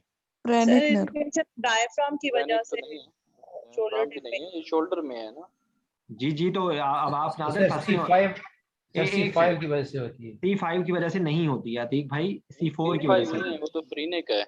सर नहीं, वो नहीं, किसकी वजह से होती है? की वजह से होती है, T2 की वजह से। राबिया, आप दोनों के लिए मैंने स्पेशल एक डंडा मंगवाना है जो लैपटॉप से निकल के आप लोगों के सरों पे लगे, आपके लिए और नादिर के लिए छोटा डंडा, आप दोनों के लिए बड़ा डंडा। वो C5 वैल्यू बता रहे हैं, वो कुछ आपने क्या बोला है राबिया, आपने कौन सा लेवल बोला है? सर मैंने बोला है कि डायफ्राम की इरिटेशन की वजह से पेन होती है। उस तरह की पेन को क्या कहते हैं? Referred pain sir, C3 C4 होती है। नहीं तो शोल्डर टिप के लिए कौन सा रूट वैल्यू है? T2 देख लें, ज्यादती है। सर मैंने यही अरे भाई कहाँ से पढ़ा है? एक आप इतनी, वो जिसको कहते हैं ना कि थोड़ा यही एक सिर्फ याद कर लें बात कि जो फ्रेनिक नर्व की अगर इरिटेशन की वजह से हो रहा है तो जो या C3 होगा या C4 होगा या C5 होगा, C2 कहाँ से आ गया मुझे बताएं। सर C5 पे तो हमें टोका है, इसलिए परेशान हो गए हैं सर। C5 पे मैंने C5 इज नॉट, मैंने C2 नहीं बोला सर, मैंने T2 बोला है। आपने तो इस पे तो और भी ज्यादा आपको सैल्यूट करना चाहिए कि डायफ्राम की जो नर्व सप्लाई है वो C3 C4 C5 है और शोल्डर टिप पे जो पेन हो रही है वो T2 की वजह से हो रही है। सैल्यूट राबिया। सर C4 होती है और ये रूट वैल्यूज होते हैं भाई, ये रूट वैल्यू से है, तो ये कोई साइंस नहीं है, ये इसकी ये भी वजह नहीं है। इसकी वजह ये है कि C4 की कुटिनियस नर्व सप्लाई जो है वो C4 से होती है शोल्डर टिप की। सर वो तो उसकी इरिटेशन के लिए होगी, लेकिन मैं ये शोल्डर की उसकी बात कर रही हूँ। शोल्डर का डर्माटोम C4 होता है, छोड़ दें इस बात को। शोल्डर टिप इज C4, इसी वजह से तो जा रहा है, इसी वजह से कि फ्रेनिक नर्व की वही है, वहां पर इरिटेशन हो रही है और वो रेफर हो रही है C4 पे। ठीक है, ये इसका कॉन्सेप्ट है। ठीक है, जो थंब होता है वो कौन सा होता है? C6। लिटिल फिंगर कौन सी होती है? C7। लिटिल फिंगर C8 होती है सर। C8 होती है। C8 होती है। और जो है वो एक्सिला कौन सी होती है?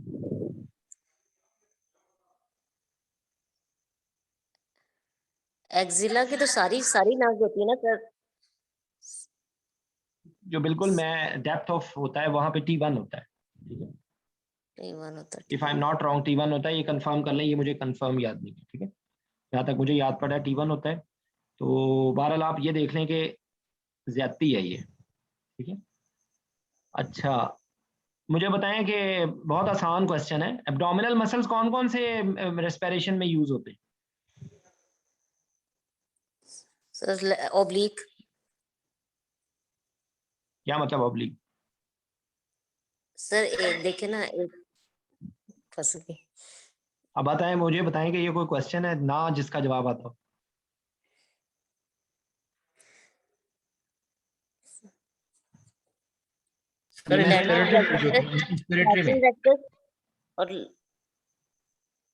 जी जी, और एब्डोमिनल ओब्लिक मसल जो है ना, ये दोनों उसमें रेस्पिरेशन में एज आई रिमेम्बर ये दोनों यूज होते हैं। नॉर्मली कौन कौन से यूज होते हैं? नॉर्मली तो यूज नहीं होते सर। नॉर्मली इंस्पिरेशन में नॉर्मल मसल्स कौन से यूज हो रहे होते हैं? डायफ्राम यूज होता है और इसके अलावा इंटरकॉस्टल मसल्स यूज होते हैं। कौन सा? Internal intercostal. External intercostal. External intercostal is for inspiration. ठीक है, ठीक है। और उससे वो जो बकेट, जो अजहर ने बताया था ना, बकेट हैंडल मूवमेंट वाला, वो। ठीक है, अच्छा उसके बाद अब अगर कोई ऑब्स्ट्रक्शन हो रही है या कोई प्रॉब्लम हो रही है तो तब कौन से मसल्स यूज होंगे? सर तब एक्सेसरी मसल्स भी होते हैं, उसमें गर्दन के मसल भी होते हैं, यानी कि नेक मसल्स भी होते हैं, और इसके अलावा एब्डोमिनल मसल भी होते हैं। मसल्स भी हो सकते हैं।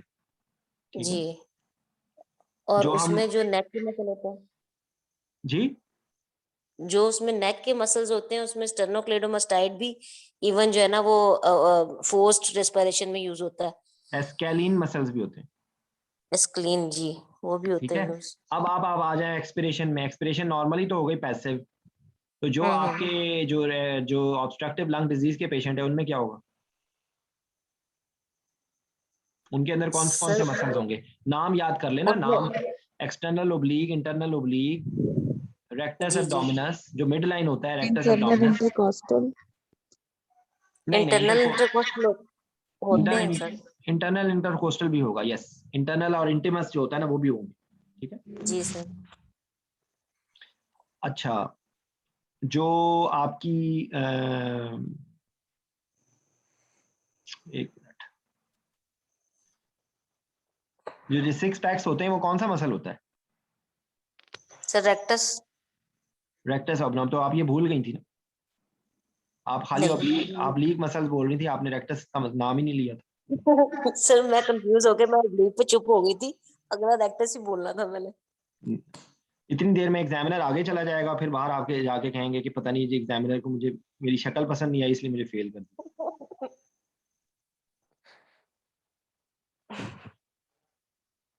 नहीं सर वाकई इसको एक दफा जरूर रिवाइज करना दोबारा इसको समराइज कर दीजिएगा, ठीक है? ये कौन दोबारा कौन से से रिवाइज एब्डोमिनल करना। मसल होती हैं जी? ये जमील बताएगा। जेड़ा बोले वही बुआ खोले। ठीक है ना। अच्छा, एक और आसान मासूमाना सवाल, कैरोटिड बॉडी में कौन सी नर्व आती है? जो कैरोटिड बॉडी पे जो कीमो रिसेप्टर्स होते हैं वो उस पे कौन सी नर्व आती है? वेगस। आपको आपका जवाब गलत है। गलत है। ग्लोसोफेरिंजियल है सर। ग्लोसोफेरिंजियल है। एओर्टिक बॉडी के ऊपर 10 आती है। फिर कहते हैं कि जी मैं तो गरीब, मैं तो मिस्कीन, मेरे से तो एग्जाम नहीं पास हो रहा है। सर ऐसी गलतियां कर कर के सही होंगे हम जी, ठीक है। जो होता है, जो पेरिफेरल होते हैं वो किससे स्टिमुलेट होते हैं? ऑक्सीजन से सर, ऑक्सीजन के पार्शियल प्रेशर से। हाँ, हाइपोक्सिया से सर।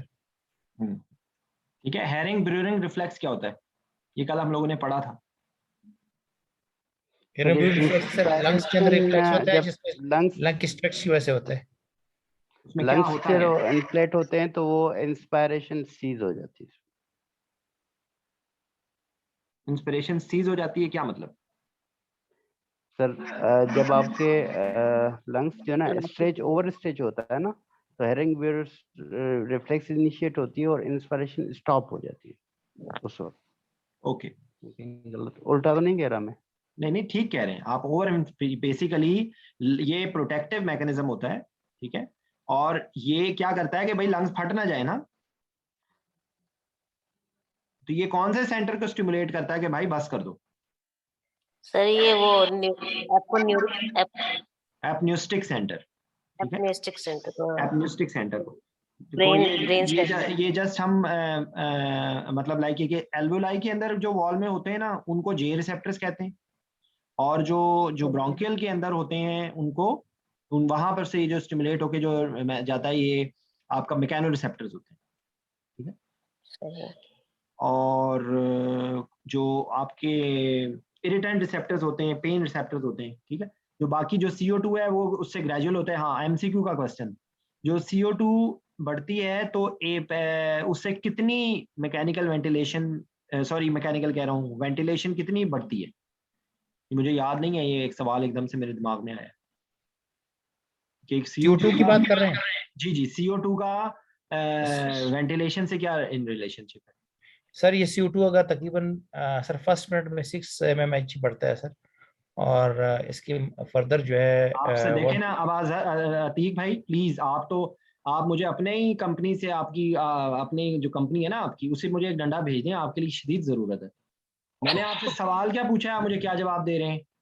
मैंने आपसे सवाल पूछा है कि CO2 के लेवल का वेंटिलेशन की से इंक्रीज में क्या लिंक है? आप मुझे बता रहे हैं कि पहले मिनट में CO2 इतनी बढ़ती है। और अच्छा सर, इसमें सर ये होता है कि आपका अगर बिकॉज ऑफ इंक्रीज CO2 आपका चूंकि CO2 जो है ना डायरेक्ट नहीं जाता। इतनी लंबी बात नहीं, इतनी लंबी बात नहीं। सवाल क्या है? सवाल ये है कि CO2 के लेवल का वेंटिलेशन से क्या लिंक है, कितना बढ़ता है, ये किसी को याद है? मेरा क्वेश्चन अब समझ आ गया अतीक भाई? मैं सर यही बता रहा था कि जो है ना ये तकरीबन फर्स्ट मिनट में तो वही बता रहा था कि नहीं इतना नहीं बढ़ता नहीं है। नहीं नहीं नहीं फर्स्ट नहीं मिनट अतीक भाई, असल में आप बता रहे हैं कि फर्स्ट मिनट में अगर एपनिया में कितनी CO2 बढ़ती है, ठीक है, ये आप बता रहे हैं। मगर सर पूछ रहे हैं कि अगर जो है ना CO2 जो है ना, अगर पार्शियल प्रेशर CO2 का बढ़ता है तो डेफिनेटली वो CO2 क्या करेगी, स्टिमुलेट करेगी रेस्पिरेशन स्टिमुलेट करेगी सर, स्टिमुलेट करेगी मिनट आपका वेंटिलेशन बढ़ेगी उससे, वेंटिलेशन। ठीक तो है, मिनट उसका वेंटिलेशन relation कितनी बढ़ेगी? आप मरीज को उठाने से पहले आप उसको बैग पे करके उसको रो छोड़ देते हैं ना, ताकि CO2 बढ़े और वो जो है ना वो फिर उसकी CO2 पेशेंट जो है ना वो उसकी स्टिमुलेंट बढ़े और हाँ इसका सही कह रहे हैं आंसर सर। है 2 to 5 लीटर्स पर मिनट। ठीक है, अच्छा ठीक है। ये जो नॉर्मली रिस्पॉन्स आएगा कि जब आप रोके ना 1 मिलीमीटर और मर्क्यूरी जब बढ़े तो आपकी वेंटिलेशन बढ़ जाएगी। 2 लीटर में बढ़ा हुआ है, 2 लीटर जो है ना वो हाँ होता है। मतलब 2 लीटर्स आप कर लें, वो डिफरेंट में डिफरेंट आएगा, 2 लीटर्स याद रखिए। और जो दूसरा आपका सवाल था ना, वो दूसरा सवाल है कि अगर एपनिया होता है और CO2 बढ़ती है तो पहले मिनट में कितनी बढ़ेगी? हाँ, और फिर उसके बाद भी कितनी बढ़ती है? पहले मिनट में सबसे ज्यादा बढ़ती है, जैसे पहले मिनट में कितनी बढ़ती है? 4 to 6, 4 to 6। और उसके बाद फिर every minute 2 to 3 sir. 1 to 2, 1 to 2, 1 to 2। ठीक है सर सर ये तो थोड़ा सा एक्सप्लेन कर दें, जो ब्रेन डेथ में सर एपनिया टेस्ट करते हैं सर, वो थोड़ा सा नादिर ये टॉपिक करेंगे, आप फिकर ना करें, ये अभी हम डील कर रहे हैं। ठीक है, वो एपनिया टेस्ट का ये इसी से रिलेशनशिप है, वो करेंगे इंशाल्लाह। जी सर। अच्छा, और मासूमाना सवाल की लिस्ट जारी है। मासूमाना सवाल, और किसी ने मासूमाना सवाल पूछना है? सर ये मासूमाना सवाल में से क्या है कि स्टैटिक कंप्लायंस और डायनामिक कंप्लायंस में कौन कौन सी चीजें शामिल है, थोड़ा सा जमील से कुछ अच्छा सा कॉन्सेप्ट इमरान राबिया से। देखें, स्टैटिक कंप्लायंस में और डायनामिक कंप्लायंस में एक तो आप ये ज़हन में रखें कि क्लिनिकली आपसे स्टैटिक कंप्लायंस की वो चीज़ें हैं कि जो आपकी ARDS से रिलेटेड हैं, जो प्लेटू प्रेशर से रिलेटेड है। ठीक है, और जो डायनामिक कंप्लायंस है वो रिलेशन टू है ब्रोंकोस्पेज्म और ऑब्स्ट्रक्टिव डिजीजेस और जो आपकी जो है ना उससे रिलेटेड है। ठीक है, जिसमें पीक एयरवे प्रेशर्स हैं, तो वो पीक एयरवे प्रेशर से रिलेटेड है, वो है आपकी dynamic compliance with air flow. ठीक है जी सर। और जो आपकी जो स्टैटिक कंप्लायंस है, it is related to plateau pressure. ठीक है, और प्लेटू प्रेशर, और इसलिए जो आपकी जो होता है ना ARDS, उसके अंदर पीक प्रेशर पे उतना इफेक्ट नहीं होता जितना प्लेटू प्रेशर पे होता है। ठीक है, पीक पे भी पल्मोनरी एडिमा, वही सर मैं थोड़ा सा इसको जी जी ऐड करें शाबाश। उसमें यही है कि जो डायनामिक है वो उस नाम से ही है कि जब जो एयर फ्लो ना, जब एयर फ्लो कर रही है तो वो मोस्टली ज़्यादा जो होती है ना, वो जो एयरवेज है ना उसको वो प्रेजेंट करता है। ठीक है, उसमें उसकी जो कंपोनेंट होते हैं उसके इलास्टिक या रेजिस्टेंस कंपोनेंट उन किसी में भी चेंज आती है तो वो फिर वो कंप्लाइंस उस पर इफेक्ट पड़ता है। ठीक है, तो उसके लिए जो अगर हम वेंटिलेशन पे अगर देखते हैं तो पीक इंस्पिरेटरी प्रेशर जो है ना वो फिर वो हमें शो करता है, प्रेजेंट करता है। जो पैरेन्काइमल लेवल पे होते हैं, एल्वुलरी लेवल पे होते हैं, जब वहाँ पे जो है ना डेफिनेटली जब एयर पहुँचती है तो उसके बाद फिर वो सीज होती है, तो उसकी कंप्लाइंस को जो है ना वो स्टैटिक कंप्लाइंस कहते हैं। वो किन कह सकते हैं फैक्ट जो है कंडीशन में कंप्लाइंस डिक्रीज होती है, वो पल्मोनरी एडिमा हो, ठीक है, और अल्वुलाई की अगर थिकनेस है, फाइब्रोटिक चेंजेस वहाँ पे आ गई है, या ARDS है, ठीक है, इन कंडीशन में जो है ना वो कंप्लाइंस फिर वो कम हो जाती है। तो उसके लिए पहले तो जब हम रेडर वॉल्यूम जाता है, फ्लो जाता है, तो वो पीक प्रेशर जो है ना बताता है, उसके बाद फिर आगे प्लेटू प्रेशर आता है, तो वो हमें अल्वुलाई के लेवल पे जो प्रेशर होता है ना उसको प्रेजेंट करता है। तो सर की बात ठीक है कि उसमें फिर जो है ना वो प्लेटू प्रेशर जो है ना इंक्रीज होता है। तो कंडीशन मैंने बता दी है वाली। ठीक है, अच्छा, जो फिजियोलॉजिकल भी होते हैं, फिजियोलॉजिकल फैक्टर्स भी होते हैं sir. Physiological factors for compliance sir, वो यूनिक आपके सरफेक्टेंट रिलेटेड होंगे ना? बिल्कुल सर, एक ये जो फिजियोलॉजिकल में जो जिसने लंग्स बताया की जो pulmonary लंग्स fibrosis की हो गया। इलास्टेंस है ना, ये चीज, इसमें फिर आप वही कंप्लायंस और इलास्टिक भी आ जाएंगे फिजियोलॉजिकल। ठीक है, जो एयर भी है नॉर्मली, उसमें हमें पता है कि रिस्ट्रिक्टिव कुछ यानी कि जो फ्रिक्शन होती है और जो फ्लो के दरमियान उसको रेजिस्टेंस आती है। तो इंस्पिरेशन में वो फिजियोलॉजिकली वो डेफिनेटली वो स्ट्रेचिंग होती है, प्लूरल प्रेशर जो होता है वो नेगेटिव होता है, तो इन चीज़ों को वो डायनामिक कंप्लाइंस को करने के लिए ही होता है। ठीक है, और जो स्टैटिक कंप्लाइंस है उसके लिए सर्फेक्टेंट है। ठीक है, और जो ये है इंटरस्टिशियल जो ड्रेनेज होती है लिम्फ की, उससे भी जो है ना वो कि वो एक्सचेंज अच्छा हो, एल्वुलाई पे प्रेशर ना पड़े। तो 20 ml जो है ना पर मिनट के हिसाब से जो ड्रेनेज होती है एल्वुलाई के लेवल पे, तो वो भी स्टैटिक कंप्लाइंस को ही बेहतर करने के लिए होती है। ये नॉर्मल जो हमारे फैक्टर्स है। जो फैक्टर्स कंप्लायंस को अफेक्ट करते हैं लंग के अंदर ना, वो लंग वॉल्यूम है, आपका जो एक्स्ट्रा वेस्कुलर लंग वाटर है, और पल्मोनरी ब्लड फ्लो है। उसके अलावा जो पैथोलॉजिकल है उसके अंदर इंफॉर्मेशन आती है और फाइब्रोसिस आती जी मतलब देखिए मेरी बात सुने, वहां पर पानी है, वहां पे ब्लड है, वहां पे लंग्स का पैरेनकाइमा है, उन्हीं में से किसी की होगी ना। अगर वो पैरेनकाइमा के अंदर पानी आगे फंस गया है तो भी कंप्लायंस में मसला होगा, अगर वो फाइब्रोसिस हो गया है तो भी प्रॉब्लम होगा। Am right? ऐसे ही है ना? जी सर, बिल्कुल ऐसे ही। वो ये सारे फैक्टर जो है ना वो उनके अगर तो नॉर्मली चलते रहे तो जो है ना वो उसकी वाटर, जैसे लंग्स वाटर वो ड्रेन होता रहता है। ठीक है, अगर वो किसी जगह ऑब्स्ट्रक्शन उसकी हुई है तो फिर वो जो है ना उसकी कंप्लाइंस कम होगी। सर पल्मोनरी एफेजिमा में जो ना आपका लंग कंप्लायंस इंक्रीज होता है सर आपका। हाँ जी, देखें इसकी वो वजह ये है कि उसकी जो एल्वुलाई की जो थिकनेस है ना, ठीक है, वो कम हो जाती है ड्यू जो उसमें इलास्टेंस है ना वो कम हो जाती है, इलास्टिक टिश्यू कम हो जाते हैं। है। एग्जैक्टली, वही मैंने उसमें कहा था कि जो इलास्टिक है ना या इलास्टिसिटी है वो अपोजिट है कंप्लायंस के, कि जितनी रबड़ जो है ना वो उसकी थिकनेस जब मोटी होती जाएगी, ठीक है, उसको उतना स्ट्रेच करना जो है ना वो मुश्किल होगा। तो ये जो हमारा जो एक देसी सा कंसेप्ट बना होता है ना कि इलास्टिसिटी है, किससे मतलब वो बहुत कंप्लायंस है। ठीक है, जो जितनी वो इलास्टिसिटी बढ़ती जाएगी उसकी कंप्लायंस कम होती जाएगी। और जो एक बारीक रबड़ है, ठीक है, और एक मोटी रबड़ है, ठीक है, मोटी रबड़ को जो है ना स्ट्रेच करना मुश्किल है कंपैरेटिवली जो थिन और बारीक रबड़ होती है। ठीक है, तो एम्फीजेमा में यही होता है कि जो अल्वुलाई की थिकनेस है ना वो कम हो जाती है due to lack of elastic tissue जो है, इस वजह से उसकी कंप्लायंस बढ़ जाती है। इसकी मैंने ठीक है जब दीपक। लास्ट टाइम हम लोगों ने डिस्कस किया था ना, तो मैंने ये बताया था कि इनिशियली जब आप लोग हम बात कर रहे हैं तो आप लोगों को कुछ बात समझ आ रही है, कुछ बात नहीं समझ आ रही है, आप कंप्लायंट हैं आपको, और एक लेवल आ जाता है कि जब वो है ना आहिस्ता आहिस्ता जब थकते जाते हैं तो कंप्लायंस कम होती जाती है, समझ आना कम हो जाता है। ठीक है, तो ये तो है आपस में इंटरलिंक। अगर दरमियान में आप कॉफ़ी पी लेंगे या आपको इंटरेक्टिव सवाल पूछ लेंगे तो आपको दोबारा आपकी वापस आ जाएगी, कंप्लायंस आपकी चलती रहेगी। फिर एक लेवल अगला लेवल है, वो अगला लेवल होता है कि जिसके अंदर वो कंप्लायंस से उसका ताल्लुक ही खत्म हो गया है इलास्टिसिटी से, और आपको कुछ भी समझ नहीं आ रहा, तो वो एम्फाइसीमा हो गया। अब वो उसका इलास्टिसिटी से रिलेशन ही खत्म हो गया है, क्योंकि वजह ये है कि इलास्टिसिटी डैमेज हो गई।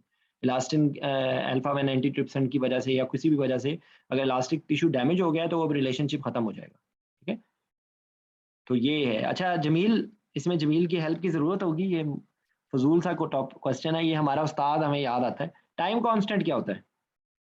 ये सर उस्ताद जी मोहतरम को बुलाना पड़ेगा, वो फिर ग्राफिकली जो है ना इनको प्रेजेंट करेगा कि जो है ना कि कितने टाइम पे कैसे उनकी रिक्रूटमेंट होती है एल्वुलाई की। आपको पता ही है लेकिन वो फिर समुद्र को लेकिन कुब्जे में बंद करती हैं। हाँ नहीं, लेकिन नॉर्मली क्या होता है, टाइम कॉन्सेप्ट का कॉन्सेप्ट ये होता है कि बेसिक जो मैं उसको आप करेक्ट मतलब लाइक उसमें जो मैं बहुत ही मासूम सा कॉन्सेप्ट है वो ये कि कितनी अगर अगर लंग की कंप्लायंस अच्छी होगी ना तो उनका टाइम कांस्टेंट कम होगा, वो जल्दी फिलअप हो जाएंगे। ठीक है, यानी कि वो एल्वोलाई की वेंटिलेशन जिस टाइम के में जितनी टाइम के अंदर वो हो रही है दैट इज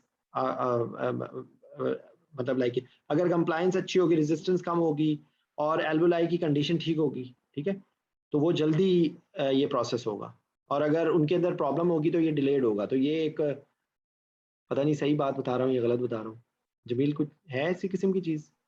जी सर बिल्कुल सही बता रहे हैं। उसमें वो जो है ना, जो एल्वोलाई के डायमीटर है उस पे वो डिपेंड करता है। डेफिनेटली जो स्मॉल एल्वोलाई है या बिग है थोड़ी सी डिस्टेंडेड है, ठीक है, बहुत ज़्यादा नहीं, मैं जो मीडियम साइज की है उस पे वो जब एयर फ्लो जाएगा तो दोनों को सेम टाइम के ऊपर जो है ना वो कह सकते हैं एक्सपैंड होने में जो टाइम लगेगा वो कम लगेगा, ठीक है। और इस लिहाज से जो है ना कह सकते हैं कि दोनों की वहाँ पे जो बेसिकली एयर ये बेसिकली एक हाइपोथेटिकल कॉन्सेप्ट है कि आपका कितनी देर में ये काम हो रहा है, ठीक है ना? जी बिल्कुल, ये डिपेंड करेगा कंप्लायंस पे, रेजिस्टेंस पे, प्रेशर पे, ठीक है, कि डायमीटर पे एल्वोलाई की जो हाँ है। जी, एल्वुलाई के डायमीटर पे।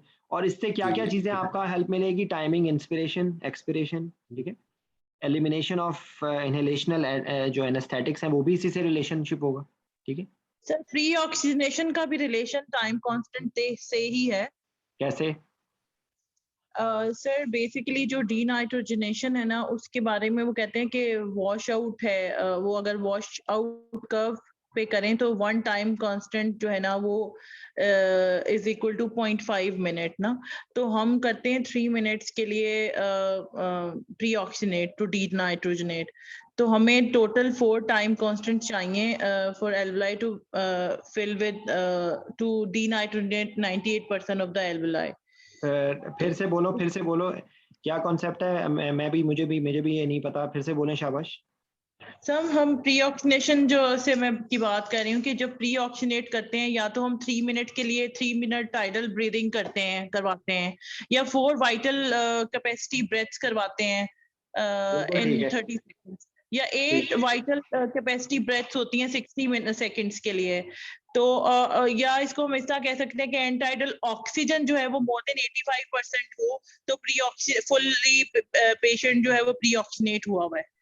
बेसिकली इट इज डीनाइट्रोजनेशन ऑफ लाइना। तो अब होता ये कि जो इसको डीनाइट्रोजनेशन है ना, उसको वॉश आउट कर्व के थ्रू एक्सप्लेन अगर वो करता है ना, जिसमें एक टाइम कांस्टेंट जो होता है ना वो 0.5 मिनट का होता है। तो हमने कितने मिनट के लिए करना होता है? 3 मिनट्स के लिए ना। तो 3 मिनट्स के अंदर कितने टाइम कांस्टेंट्स आएंगे? तो 4 टाइम कांस्टेंट्स जो होते हैं ना, 4 to 5 constants are required for 98% of nitrogen जो है ना उसको निकालने के लिए इन एफआरसी। ठीक है, अच्छा मुझे सर ये दूसरे बताएं। लफ्जों में ये भी कह सकते हैं कि ऑक्सीजन आरबीसी जो है वो 0.75 सेकंड्स में ऑक्सीजनेट होता है, तो पल्मोनरी आर्टरी के थ्रू गुजरता है, तो वो ऑक्सीजनेट होने के लिए 0.25 सेकंड लेता है। 0.25 सेकंड? जी ओके ओके, चलें, बहरहाल ये मुझे समझ तो नहीं आया, लेकिन नहीं वो ठीक, वो डॉक्टर साहब ऐसे कह रही हैं कि जो जब जो है ना डीऑक्सीजनेटेड ब्लड जो है ना एल्वुलाई से गुजरता है तो जो लेंथ अटैच रहती है उसकी कैपिलरी की, उसका टाइम ज्यादा होता है, ठीक है। वो मुझे पता नहीं वो जो है ना वो एग्जैक्ट टाइम कितना है, मगर ये है कि उसके वो इवन 1/3 और 1/4 टाइम पे जो है ना वो आरबीसी ऑक्सीजन जो है ना वो वहां से ग्रैब कर लेता है, ठीक है। ये वो चीज बता रही है कि 0.25 सेकंड में जो हीमोग्लोबिन होती है वो एल्वुलाई से जो ऑक्सीजन परफ्यूजन के थ्रू जो है ना उसको अटैच हो जाती है। सही। तो ये जो इतने टाइम वो कैपिलरी पे रहते हैं उसके 1/4 टाइम पे जो है ना वो ये चीज गेन कर लेता है, फिर आगे जो ऑक्सीजन कैरी करता है। चले, अच्छा तो एक और कॉन्सेप्ट है फ्लो का, ठीक है। वैसे तो ये मुख्तलिफ जगहों पे आएगा फ्लो का कॉन्सेप्ट। एक टर्बुलेंट फ्लो होता है, एक लैमिनर फ्लो होता है, ठीक है। तो हमारे लिए कौन सा ज्यादा अच्छा है? लंग्स में हमें कौन सा फ्लो चाहिए होता है? Laminar flow. Laminar flow. तो लैमिनर फ्लो के लिए कौन कौन से फैक्टर्स होते हैं जिनसे फ्लो लैमिनर की तरफ रहता है? सर विस्कोसिटी है, नहीं, प्रैक्टिकल बताएं, विस्कोसिटी का प्रैक्टिकल, आप प्रैक्टिकल बताइए अगर हम चाहते हैं कि भाई लंग्स के अंदर फ्लो जो है वो लैमिनर रहे। सर लो फ्लो, कोई ब्लॉकेज ना हो, कोई ऑब्स्ट्रक्शन ना हो, कोई म्यूकस हो, सिक्रीशंस ना हो, कोई आपकी आवाज नहीं आ रही कंप्रेशन सर, ना हो। आपकी आवाज नहीं आ रही। सर मैंने कहा कि कोई एक्सटर्नल कंप्रेशन ना हो, अगर ट्यूब है तो किंकिंग ऑफ ट्यूब ना हो, सिक्रीशंस म्यूकस वगैरह ना हो, इंट्राल्यूमिन जो है ना वहीं पे कोई फॉरेन बॉडी ना हो। एग्जैक्टली तो उसके अंदर वही है कि जो भी इसमें होगी उसमें रेजिस्टेंस का चक्कर आएगा, ठीक है। एक तो इसका ताल्लुक रेजिस्टेंस से होगा, एक ताल्लुक इसका जो आप जैसे बता रही थी विस्कोसिटी, वो भी है इसका रेडियस से, ठीक है। सर विस्कोसिटी है, इसके अंदर डायमीटर है, डेंसिटी भी है, और जो है ना वेलोसिटी भी है, विच इज लो फ्लो। अगर लो फ्लो का क्या मतलब है आपको? तो सर अगर हाई फ्लोस में टर्बुलेंट, हाई जब फ्लो देते हैं हम तो टर्बुलेंट हो जाता है ना फ्लो। तो ये जो फार्मूला होता है ये किसके अंदर भी कैलकुलेट, इससे इसी ये जो आप बता रही हैं अभी चीज, विस्कोसिटी, वेलोसिटी, डेंसिटी और रेडियस, ये इससे कौन सा नंबर बनाते हैं? Reynold number sir, Reynold number, ठीक है। तो बेसिकली अगर क्या नाम है इसका, जितना रेनॉल्ड नंबर ज्यादा होगा उतना ज्यादा फ्लो टर्बुलेंट की तरफ होगा, ठीक है। तो ये इसका रिलेशनशिप है। और जो लैमिनर के लिए जो होती है वो कौन सी इक्वेशन होती है? लैमिनर के लिए हैगन पॉइसन। तो उसमें ड्राइविंग प्रेशर होता है, जो प्रेशर डिफरेंस ईटा, और रेडियस 4 टाइम्स। इसलिए अगर रेडियस का सबसे ज्यादा इफेक्ट होता है कि अगर रेडियस बढ़े तो फ्लो सबसे ज्यादा बढ़ता है, ठीक है।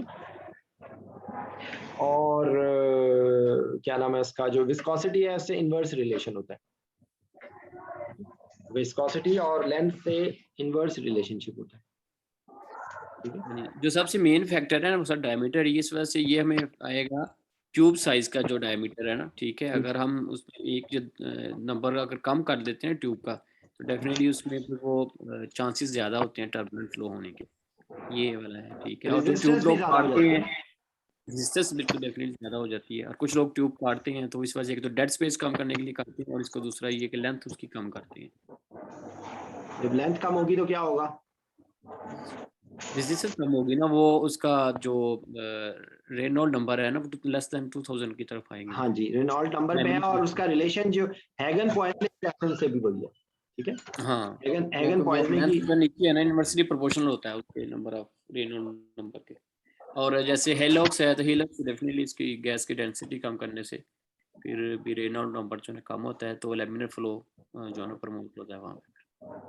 हाँ, और जो होता है ना ये हेलियोक्स की जो एडवांटेज है वो कि डेंसिटी कम है, और हेलियोक्स की डिसएडवांटेज क्या होता है कि आप बहुत हाई FiO2 नहीं दे सकते, ठीक है। क्योंकि जहां पर भी हेलियम का यूज होगा वहां पे आपको ये दो ही बातें आपके दिमाग में होनी चाहिए।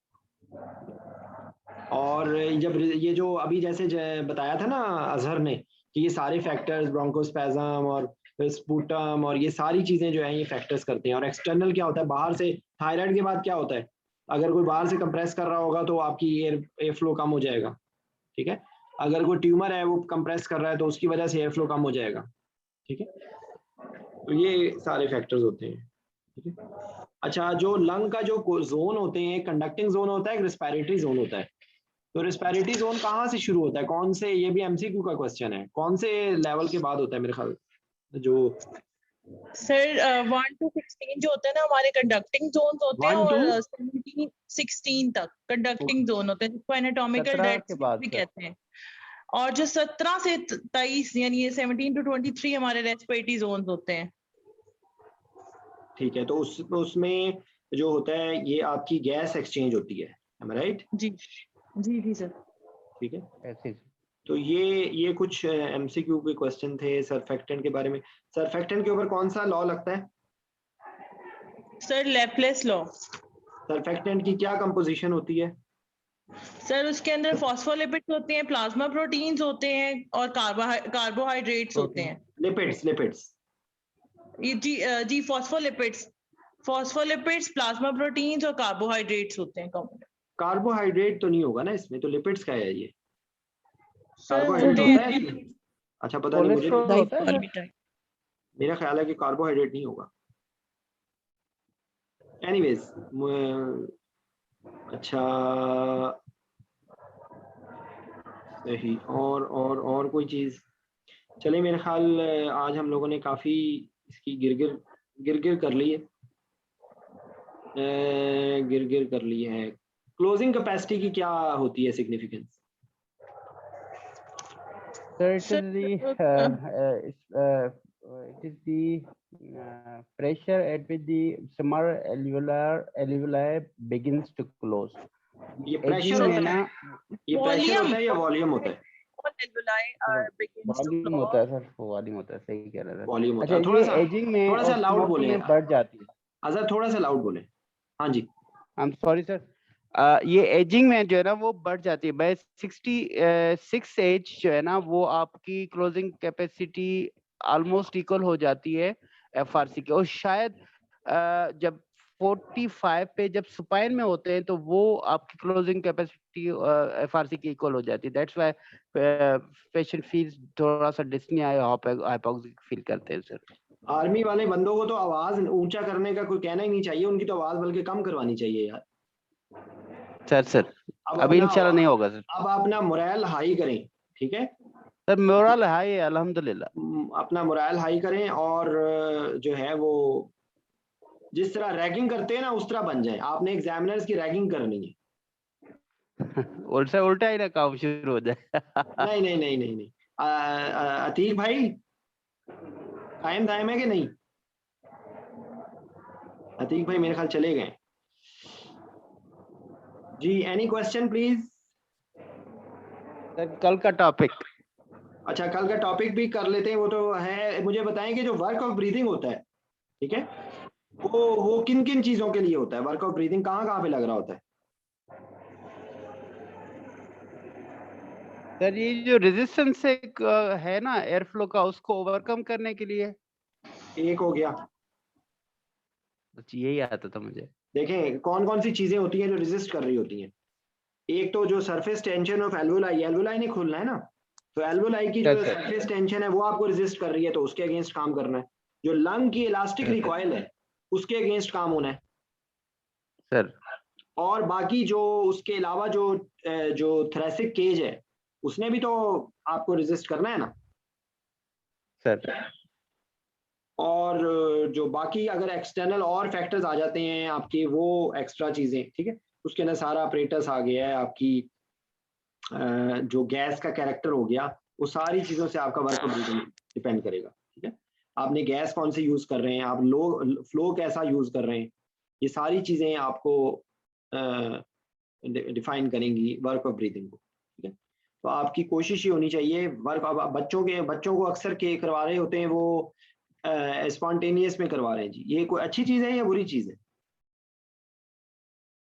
अक्सर ये कॉन्सेप्ट है ना हमारा कि बच्चों को जो है वो क्या नाम है उसका, आप वो कर दें स्पॉन्टेनियस पे रहने दें, मसल रिलैक्सेंट ना दें। कितना हमारा गलत कॉन्सेप्ट है, मुझे बताएं। बच्चों को स्पॉन्टेनियस पे कराया जाता है ना सर? करवाना चाहिए या नहीं करवाना चाहिए? Sir apart from this fed उनके जो है ना वो हाइपोक्सिक हाइपरकार्बिक रेस्पॉन्स पे विलेंट होता है, वो तो फिर हाइपोक्सिक हो जाएंगे। हाँ जी, तो ये एक्चुअली बहुत बड़ा मिस कॉन्सेप्ट है। ठीक है, तो आपने और वर्क ऑफ ब्रीदिंग को कम करने का इंट्रा ऑपरेटिवली क्या क्या तरीके हैं? सर पीप देना, I don't know. Very good, एक हो गई, वेरी गुड, 1 मिनट, पीप हो गया। और किस तरीके से आप वर्क ऑफ ब्रीदिंग को इंप्रूव कर सकते हैं? सस्ते सौदे पे आप काम करें। जी जनाब। सर रिक्रूट में वो तो पीप हो गया ना, पीप हो गया। अभी जैसे जमील ने बताया था एंडोट्रेकियल प्रॉपर साइज की ट्यूब, अगर आप कम साइज की ट्यूब यूज करेंगे तो आपको ज्यादा रेजिस्टेंस आएगी, आपको ज्यादा प्रॉब्लम होगी। ठीक है, और इसके अलावा पेशेंट की पोजीशन, अगर आपने पेशेंट की पोजीशन को जो सर्जन करवा रहे होते हैं हेड डाउन या व्हाटएवर, तो ऐसी पोजीशन, इवन अगर ऐसी सर्जरी है जिसमें कोई आपको कुछ नहीं कह रहा, तो आप थोड़ा सा हेड साइड ऊपर करें ताकि आपकी डायफ्राम जो है वो नीचे की तरफ पुश हो, एब्डोमिनल विजरा नीचे की तरफ पुश हो और आपकी वेंटिलेशन बेहतर हो, कंप्लायंस बेहतर हो जाएगी। ठीक है, तो ये मतलब लाइक है कि आप बाकी जो चीजें होती हैं आप ऐसा वो सारे फैक्टर जो आपके जहन में होने चाहिए लैमिनर फ्लो वाले। अब आपको पता लगा कि ये हमको जो फार्मूले रटाए जाते हैं उनकी क्लिनिकल सिग्निफिकेंस के बगैर, क्लिनिकल रेलेवेंस के बगैर उनको रट्टा मारने का कोई फायदा नहीं। ठीक है, तो इस तरीके से आपको वो कभी भूलेगा नहीं, अगर आप ऐसे रट्टा मारेंगे तो आपको भूल जाएगा। मैं सर वो सलमान साहब को यहाँ पे बात ऐड करूंगा कि जो एंडोट्रेकियल ट्यूब के साथ कितना वर्कअप कहते हैं, वो कहते थे कि कभी खुद आप ट्यूब डाल के सांस ले, फिर आपको पता चलेगा कि वर्कअप ब्रीदिंग क्या होता है। ठीक है, तो बहरहाल मेरे ख्याल है सलमान को तो हमें ना कोई भाई लोगों को करके बुलाना पड़ेगा। और आप यकीन करो, मैंने ये पढ़ाते हुए ना, खुदा की कसम, मैंने उसको इतनी गालियां दी है ना कि वो कमबख्त अगर हमारी हेल्प के लिए आ जाता, ठीक है, तो हमारे लिए ज़िंदगी बहुत आसान होती। भाई हम लोग जो बोल रहे हैं ना, हम लोगों ने मेजॉरिटी चीज़ें सलमान से पढ़ी हुई हैं। हमारा एक दोस्त है सलमान शहजाद, जिससे हम लोगों ने इकट्ठे, हमारे स्टडी पार्टनर था, जिससे हम लोगों ने बेसिक के कॉन्सेप्ट जो है ना वो बहुत वोलेटाइल होते हैं, भूल जाते हैं। अच्छा, फिक्स लॉ क्या होता है? फिक्स लॉ की क्या एप्लीकेशन होती है?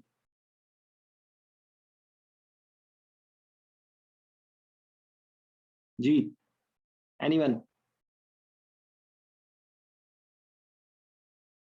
Fix law of diffusion.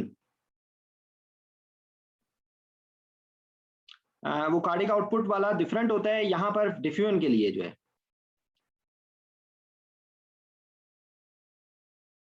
तो वही आपका देखें ना, जितना प्रेशर ग्रेडियंट होगा तो ज्यादा डिफ्यूजन होगी, जितना एरिया ऑफ मेम्ब्रेन ज्यादा होगा तो डिफ्यूजन होगी, जितनी जहाँ पर जिस जगह पे उसने जाना है जितनी ज्यादा सोल्युबिलिटी होगी उतनी ज्यादा डिफ्यूजन होगी। मॉलिक्यूलर वेट जितना कम होगा उतनी बेहतर डिफ्यूजन होगी, और जो थिकनेस ऑफ मेम्ब्रेन जितनी कम होगी उतनी ज्यादा डिफ्यूजन होगी। तो ये आपका फिक्स लॉ है, ठीक है। प्रेशर ग्रेडियंट जितना ज्यादा होगा, यानी कि एक तरफ ज्यादा है एक तरफ कम है, तो उतनी ज्यादा डिफ्यूजन होगी। एरिया जहां से, जितना स्मगलिंग का एरिया जितना ज्यादा होगा, वो पाकिस्तान अफगानिस्तान के बॉर्डर पे इतना एरिया जहां से मर्जी कर लें, एरिया जितना ज्यादा होगा तो वहां पर भी ज्यादा होगी। अगर वहां पे रिसीव करने वाले बहुत ज्यादा लोग हैं तो भी आपकी ज्यादा होगी, तो यानी कि सोल्युबिलिटी, ठीक है। और अगर बॉर्डर पे वायर लगा दें तो थिकनेस बढ़ गई तो मुश्किल से होगी। और अगर छोटे छोटे कंटेनर्स हैं तो वो आराम से गुजर जाएंगे, बड़ा कंटेनर होगा तो वो फंस जाएगा, तो मॉलिक्यूलर वेट। तो ये कुछ हैं फैक्टर्स जो है ना उससे।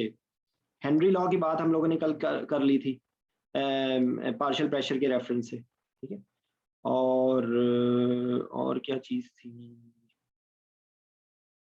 ऑक्सीजन के बारे में थी, CO2। चले जी, हम लोगों ने, मैंने कोशिश की है रेस्पिरेटरी सिस्टम को जिस हद तक बता सकूं करें। अतीक भाई जो बता रहे थे ना स्टारलिंग रजिस्टर, वो है लफ्ज, लेकिन वो एक्सप्लेन कैसे करेंगे? तो इस किस्म के अल्फाज बोलने से परहेज करना चाहिए, ठीक है। ओके जी, इंशाल्लाह टॉपिक रिस्पायरेशन में कुछ चीजें रह गई हैं। नाइट्रोजन सिलेंडर पे देखें, नाइट्रोजन सिलेंडर पे जो लॉज है ना, वो जब गैस और लिक्विड है तो कौन सा लॉ लगेगा? Dalton's law of partial pressure, ठीक है। और जब सिर्फ गैस रह जाएगी, ठीक है, एवोगैड्रोस भी होगा, ठीक है। जब आपकी जब सिर्फ गैस रह जाएगी तो बॉयल्स लॉ लगेगा। जमील साहब कहाँ गए?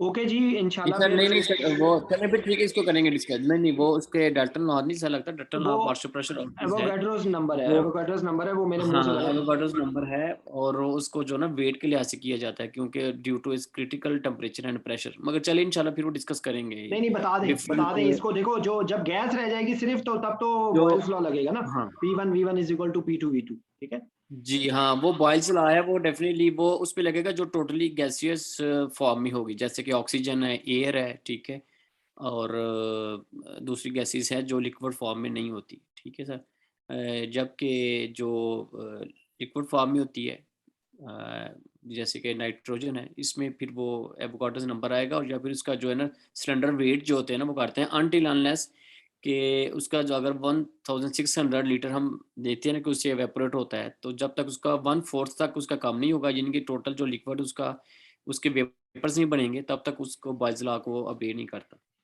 ठीक है सर। तो उसके बाद वो उसका जो ऊपर गेज प्रेशर होता है ना वो फिर एग्जैक्ट बताता है, अदरवाइज तो वो फुल ही बताएगी उसकी गेज जो है ना, अनटिल अनलेस कि वो पूरा लिक्विड जो होते हैं ना वो ख़त्म ना हो जाए, और फिर उसकी जो वेपर्स हैं वो कम होना शुरू होंगे, तो फिर वो बॉयल्स लॉ को फॉलो करेंगे। मगर इसको डिटेल में कर लेंगे जब हम करेंगे ना गैस सप्लाई, उसमें फिर इंशाल्लाह हम कर लेंगे इसको सारी चीज़ें। चलें ठीक है। अच्छा देखें मैंने अपनी तरफ से पूरी कोशिश की है रेस्पिरेटरी सिस्टम की, तकरीबन सारी चीज़ें हम लोगों ने कवर की हैं। अगर कोई चीज़ रह गई हो तो प्लीज़ बता दें। अगर मतलब लाइक कि कोई इसमें रेस्पिरेटरी सिस्टम से रिलेटेड कोई क्वेश्चन रह गया हो तो व्हाट्सएप ग्रुप में आप पूछ लें। कल फिर कोई नया टॉपिक शुरू करते हैं, ठीक है इंशाल्लाह। सर डबल ह्यूमन नहीं की हमने, वो कल डिस्कस कर लेते हैं, ठीक है। उसकी इंडिकेशन, कंट्राइंडिकेशन और उसकी पोजीशन की जो है कंफर्मेशन और इन चीज़ों के साइज, ये डेफिनेटली ये जो है ना ये इसमें थोरेसिक एनेस्थीसिया में, या फिर आप बात में करना चाहते हैं तो फिर बाद में कर लेंगे जब कहेंगे, जब थोरेसिक को करेंगे तो नहीं उसकी ठीक है, नो प्रॉब्लम, यही टॉपिक कर सर लेते अगर हैं। ट्यूब्स का, मेरी हाँ बात जी। सुने सर, अगर ट्यूब्स का करना तो सारे ट्यूब्स का कर लें फिर एक साथ ही, जितने एयरवे भी हमारी हाँ एयरवे ठीक है, में। उसमें ये हम कर सकते हैं ना कि जब हम थोरेसिक एनेस्थीसिया करेंगे ना तो उसमें नहीं ये देखिए मैं आपको बताऊं, मेरा इरादा ये था कि इसी तरीके से ना हम लोगों ने कार्डियोवैस्कुलर सिस्टम करना है, ठीक है? इसी तरीके से जिस तरीके से हम लोगों ने रेस्पिरेटरी सिस्टम किया ना, इसी तरीके से हम कार्डियोवैस्कुलर सिस्टम करेंगे। कल ऐसा करते हैं, ठीक है। ये एक्चुअली अभी कुछ दिन पहले 1 लंग वेंटिलेशन किया था, तो एनीवेज नो प्रॉब्लम, ये इसी तरीके से कर लेते हैं। एयरवे का इक्विपमेंट, एयरवे जो डिफरेंट, ठीक है कर लेते हैं, ये इसी तरीके से कर लेते हैं टॉपिक, ठीक है। कल इंशाल्लाह मतलब 8 बजे, ठीक है इंशाल्लाह। ओके जी। 8 बजे सऊदी अरब।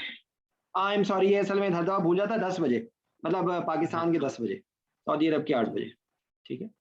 ओके जी, अस्सलाम वालेकुम। हाँ रेस्पिरेटरी डिजीज भी कर लेते हैं नादिर, या you are right. Basically pulmonary oedema, pleural effusion और जो है ना क्या नाम है इसका, जो रेस्पिरेटरी सिस्टम की चीजों को करते हैं, कंटिन्यू करते हैं। ओके।